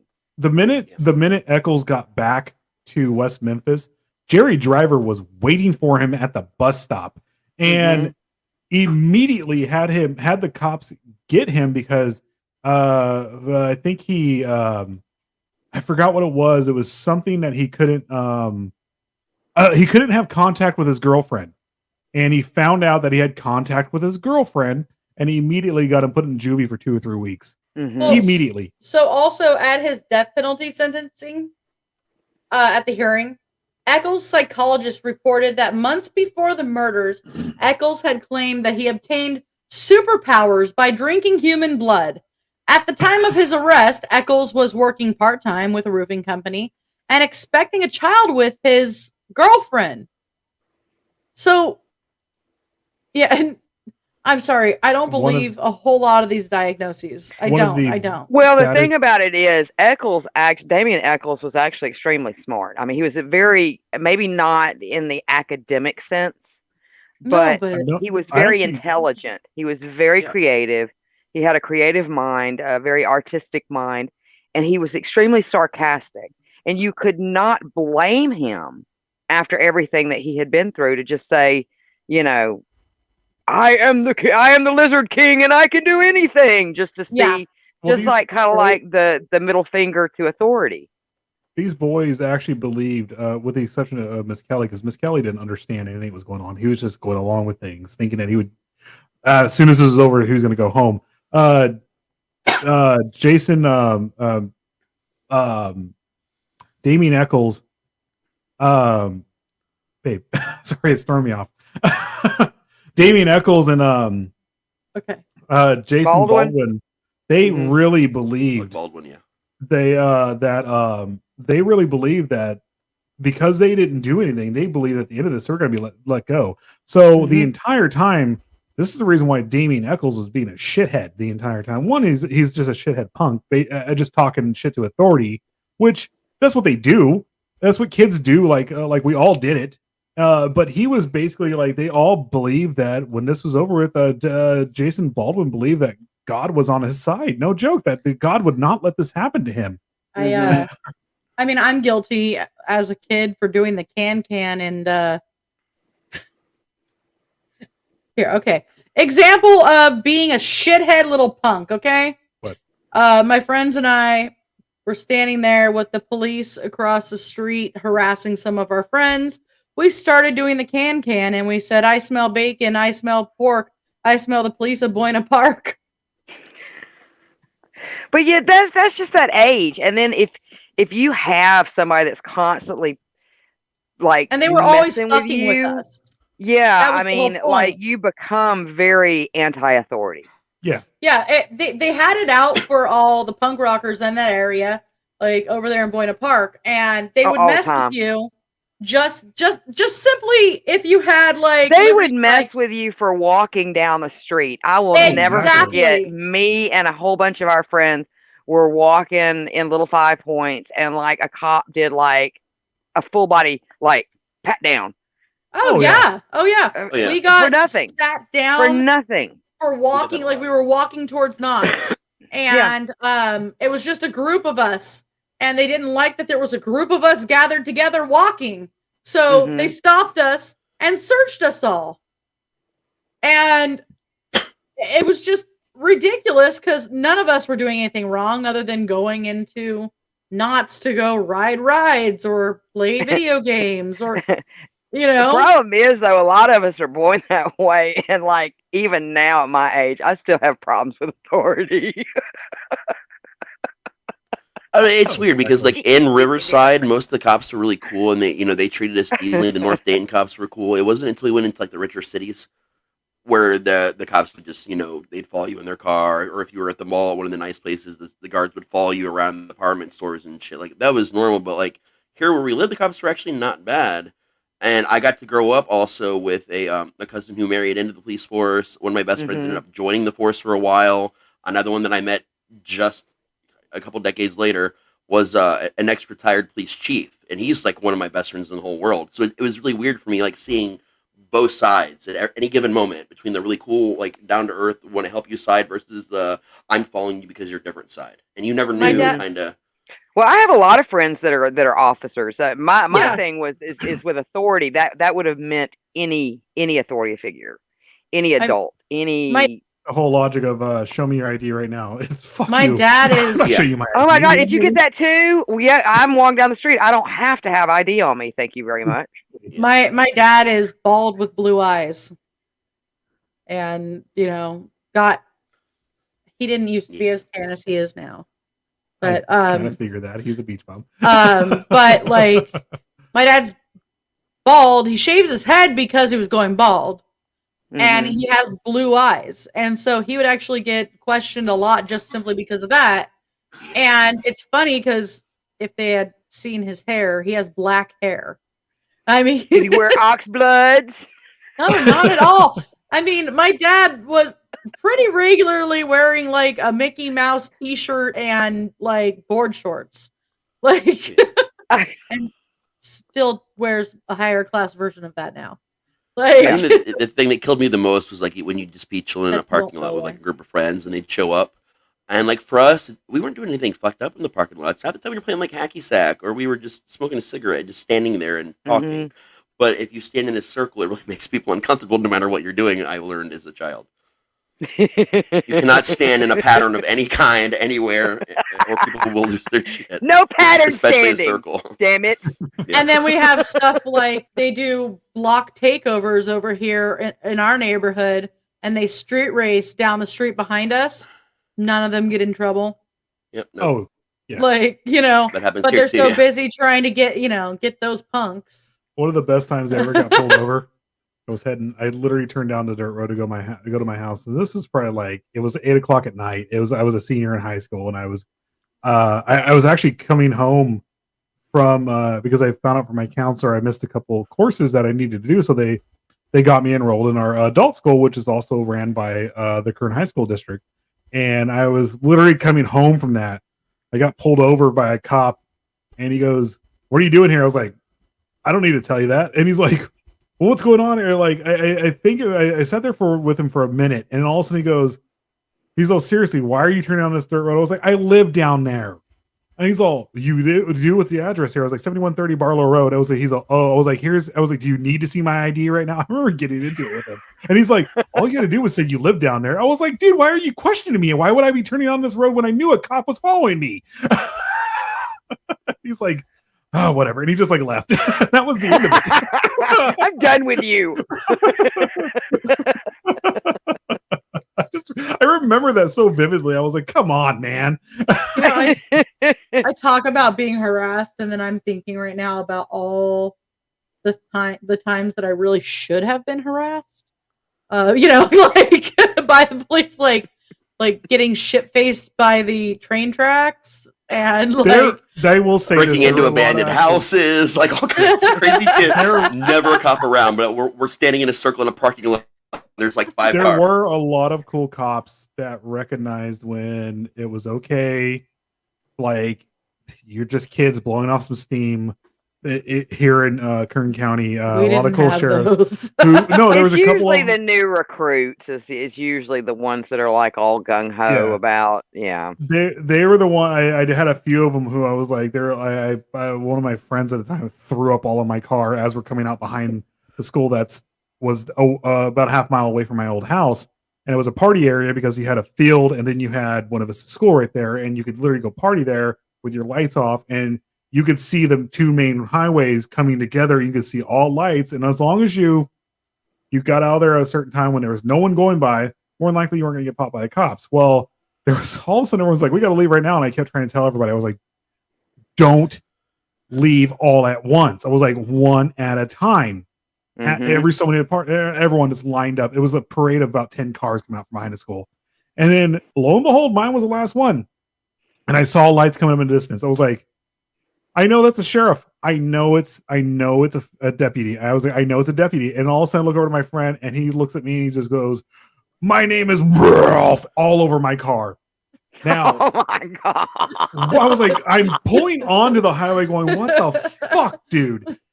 He said, "I'm sorry." And he just kept throwing up everywhere. I had literally like I had about 5 or 6 beers, but I'm a big dude. I can maintain myself easily. And right on cue, lights turn on. I was like, "You motherfucker." I was like, I just graduated. I'm swimming in vomit in here, and now I'm getting pulled over. Damn it. I graduated. I was 19. I graduated at 19 because I got held back. He was 16 years old. He was just going into his senior year, or I'm sorry, 17 going into his senior year.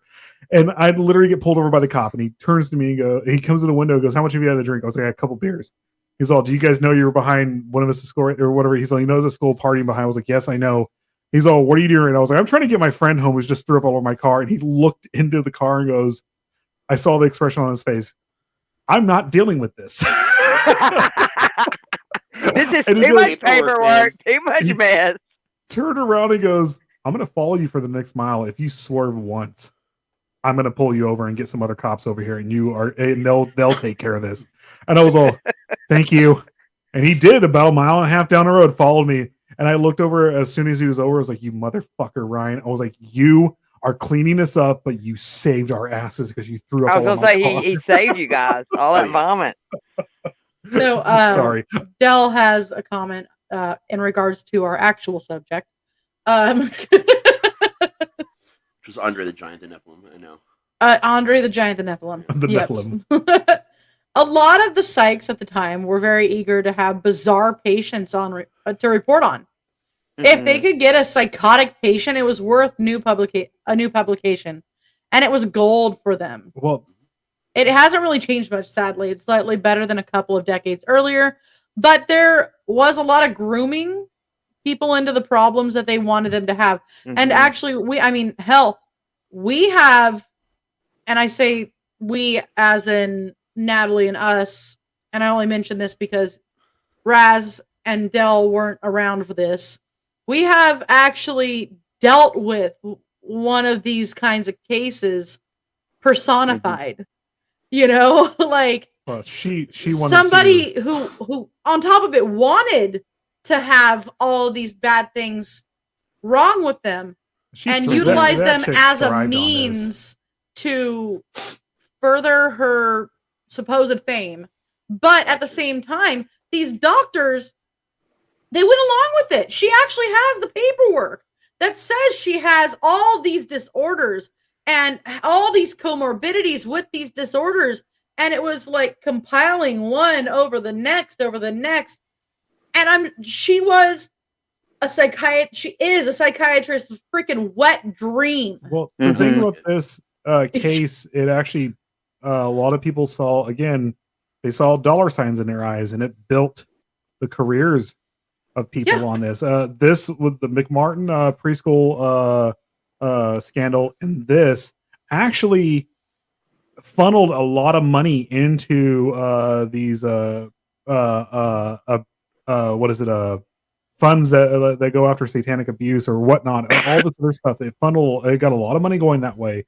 You had the judge in this who moved on to become a senator later on, which is the reason why Damian Eccles and them were actually able to get out, because that Judge Barnett was gone and he Well, I imagine stopped. tides went way up at church too. Oh yeah, everything. Uh-oh. It's okay. Raz will be right back. Yeah. But Okay. you had a lot of people who made their careers on, specifically this case. So it's just Well, I mean, that was the whole thing. Is you had the psychiatrists that were making money on it because it was an interesting case psychologically. You had the judge who was able to further his career. You had the police officers involved. They were able to further their careers by simply being involved in searching so and arresting. let's And Judge Barnett real fast. I want to actually bring him up. So he went through this trial and he would not allow any psychiatrist evidence or anything like that to come into the trial because he believed it had no place in the court. Now, he went through all this and then he sentenced Damian Eccles to death. Okay. So then Judge Barnett, and I'm only going to say his political leanings because it's relevant to what he was, but he became a Democrat senator of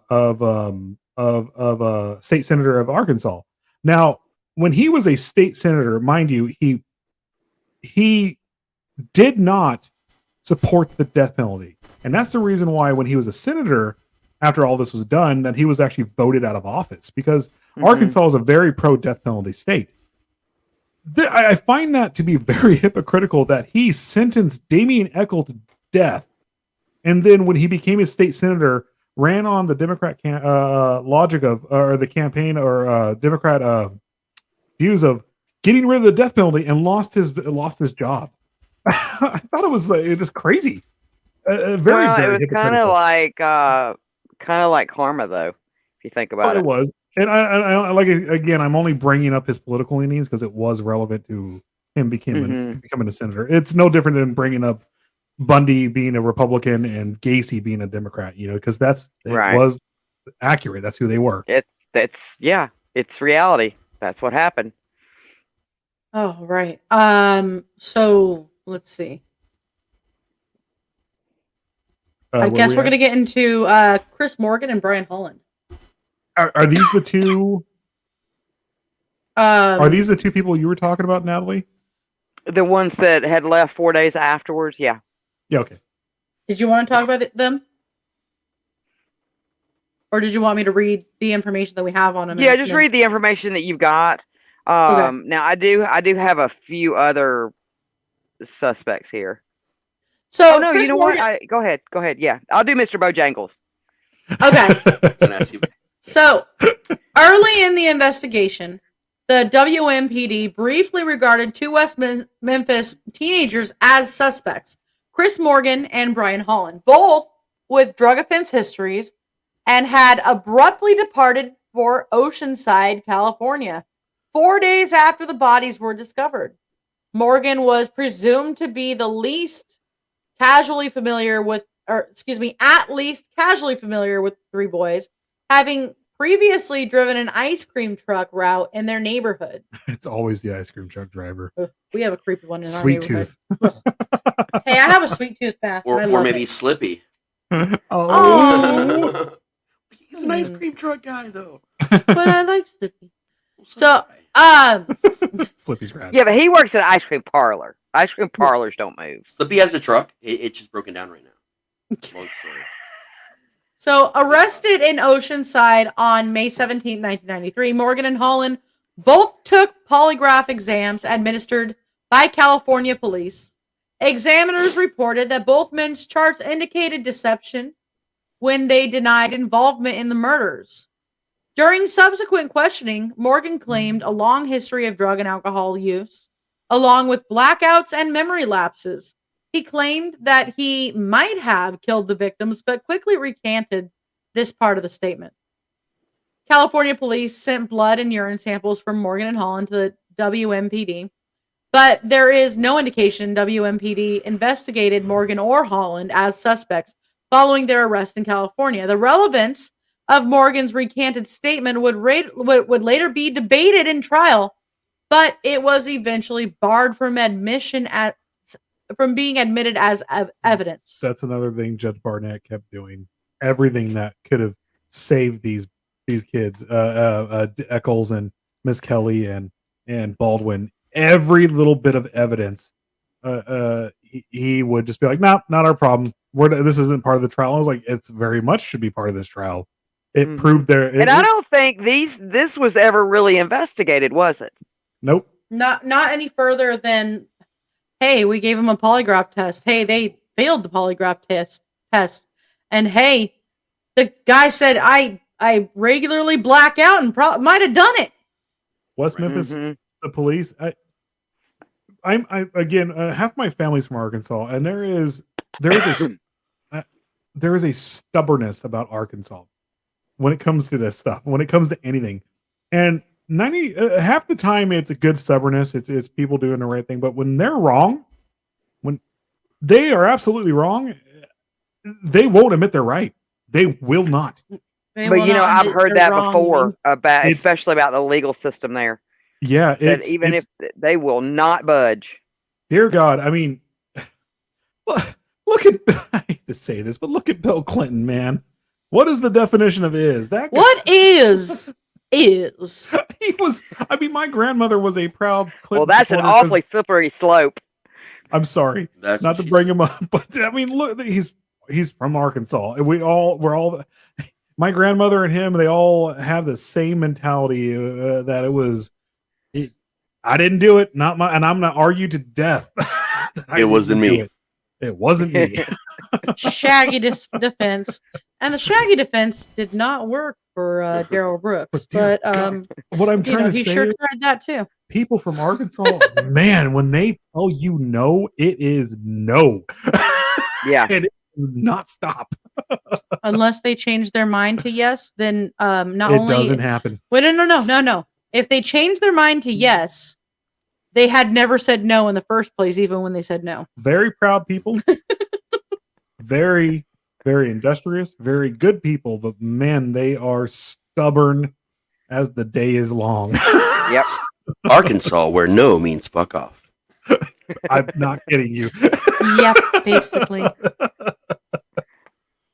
All right, so there was another possible suspect, and it was the infamous Mr. Bojangles. Bojangles. Mr. Bojangles. So the sighting of a black male as a possible alternate suspect was implied during the beginning of the Miss Kelly trial.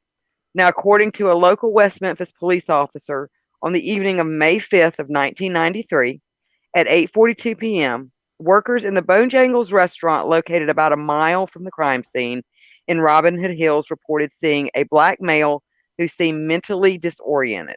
And I will say, if you look at a map of the Robin Hood Hills wooded area, stop, right? Yeah, it's like neighborhood on like one side, like the bottom and one of the corners of like a triangle.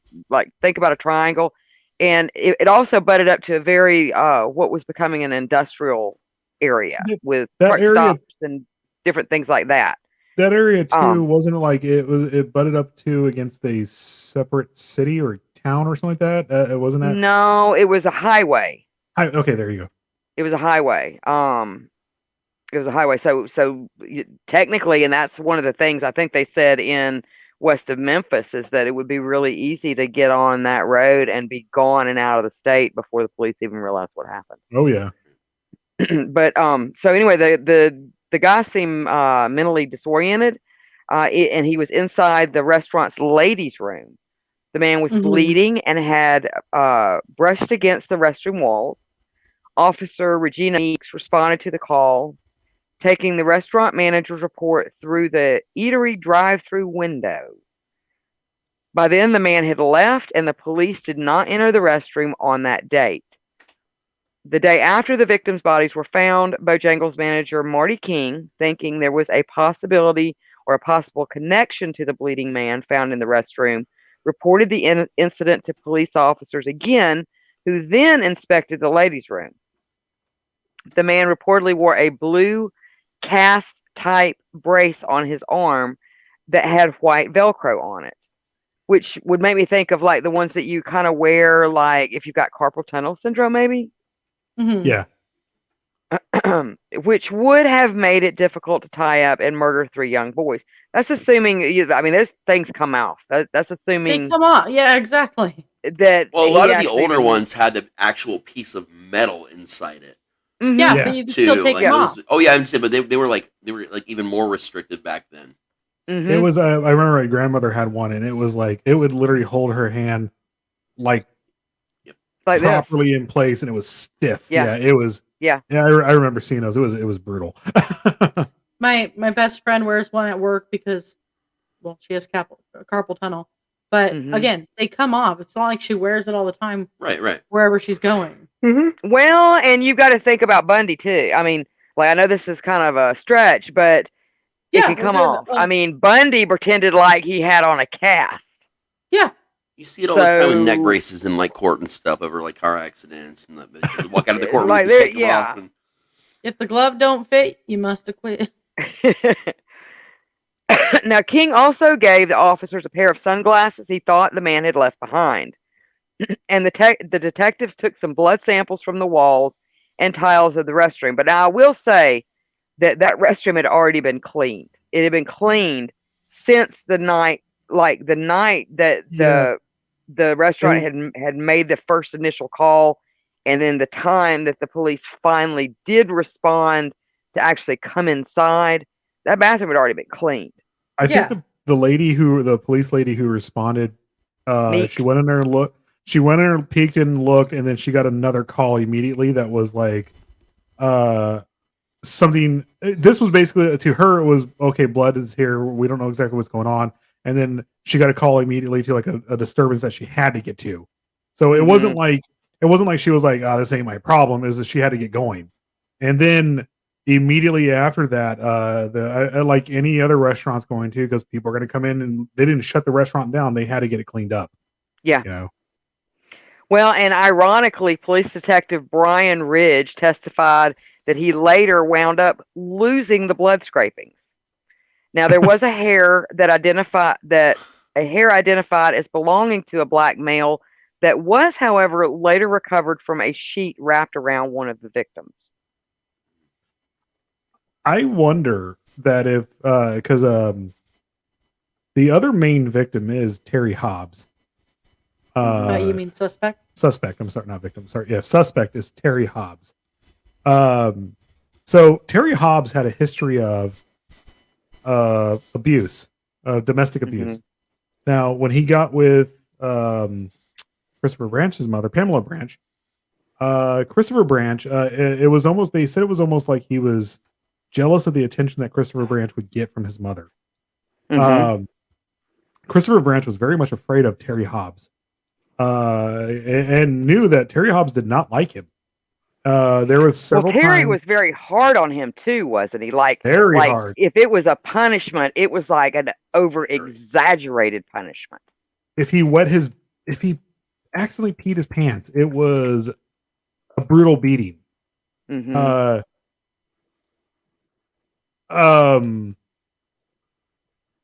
Sorry. So if he it was a brutal beating. So then if basically what happened was that Terry Hobbs that night they were saying they actually retraced a lot of stuff because in one of the bindings the reason why they were saying bringing up new evidence is they found a hair that went back to Terry Hobbs in one in the bindings of their hands and stuff like that. That was wrapped. That was in the knot. Well, and if I'm not mistaken, I know we'll get into it later, but I think that they also found some cigarette butts too, didn't they? They did. Now that night too, Pamela Branch actually noticed that when Terry Hobbs dropped her off at, I think he dropped her off at work. he was wearing a certain he was wearing like jean jacket, jean pants, and like a jean whatever. And when he came back, people actually did notice that he was he had to wash his clothes from mud and stuff that he got on him. Mhm. When he came And there back, was a lot of time that he could not he couldn't miss Couldn't his account time. for it. Yeah. exactly. Yeah. So then when he went to pick her up, he was wearing like a tank top and shorts. He immediately walked past her at her job, didn't say anything about her. She was like, "Okay, I'm gonna go out." And he went to the payphone. I'm gonna go, and she's like, "I'm gonna go out and say hi to the kids."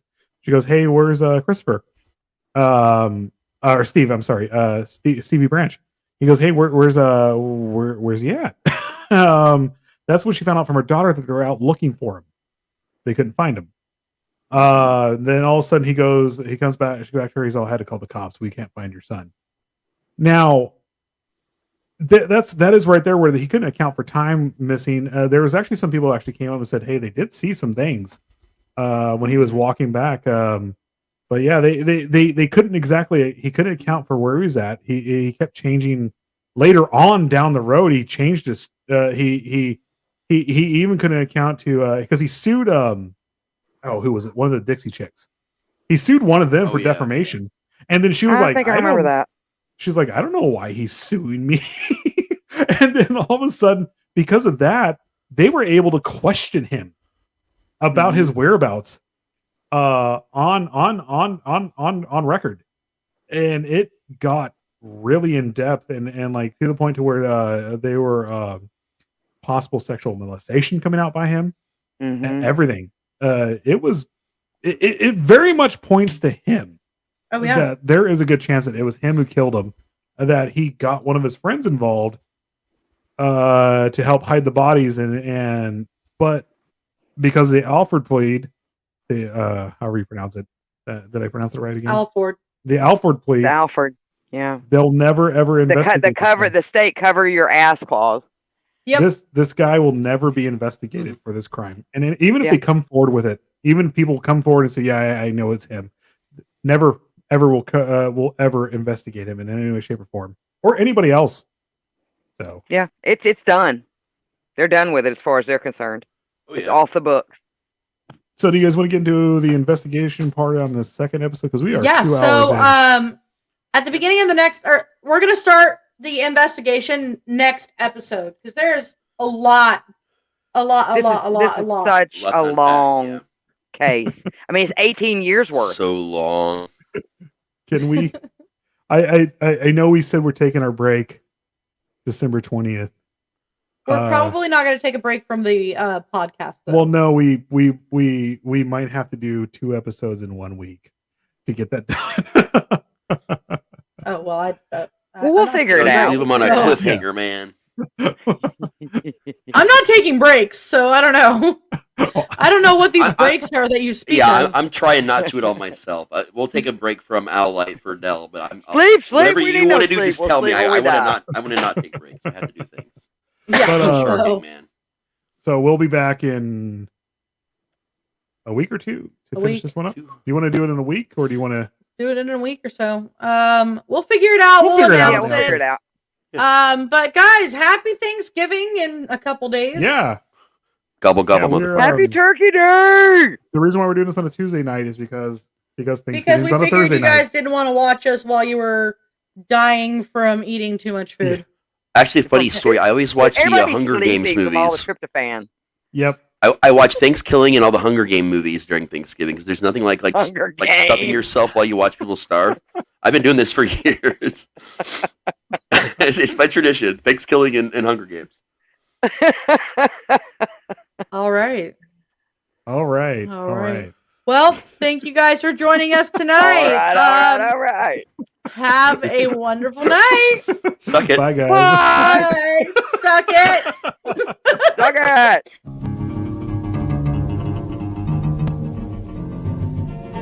I know set the world higher. I know the song of a baby.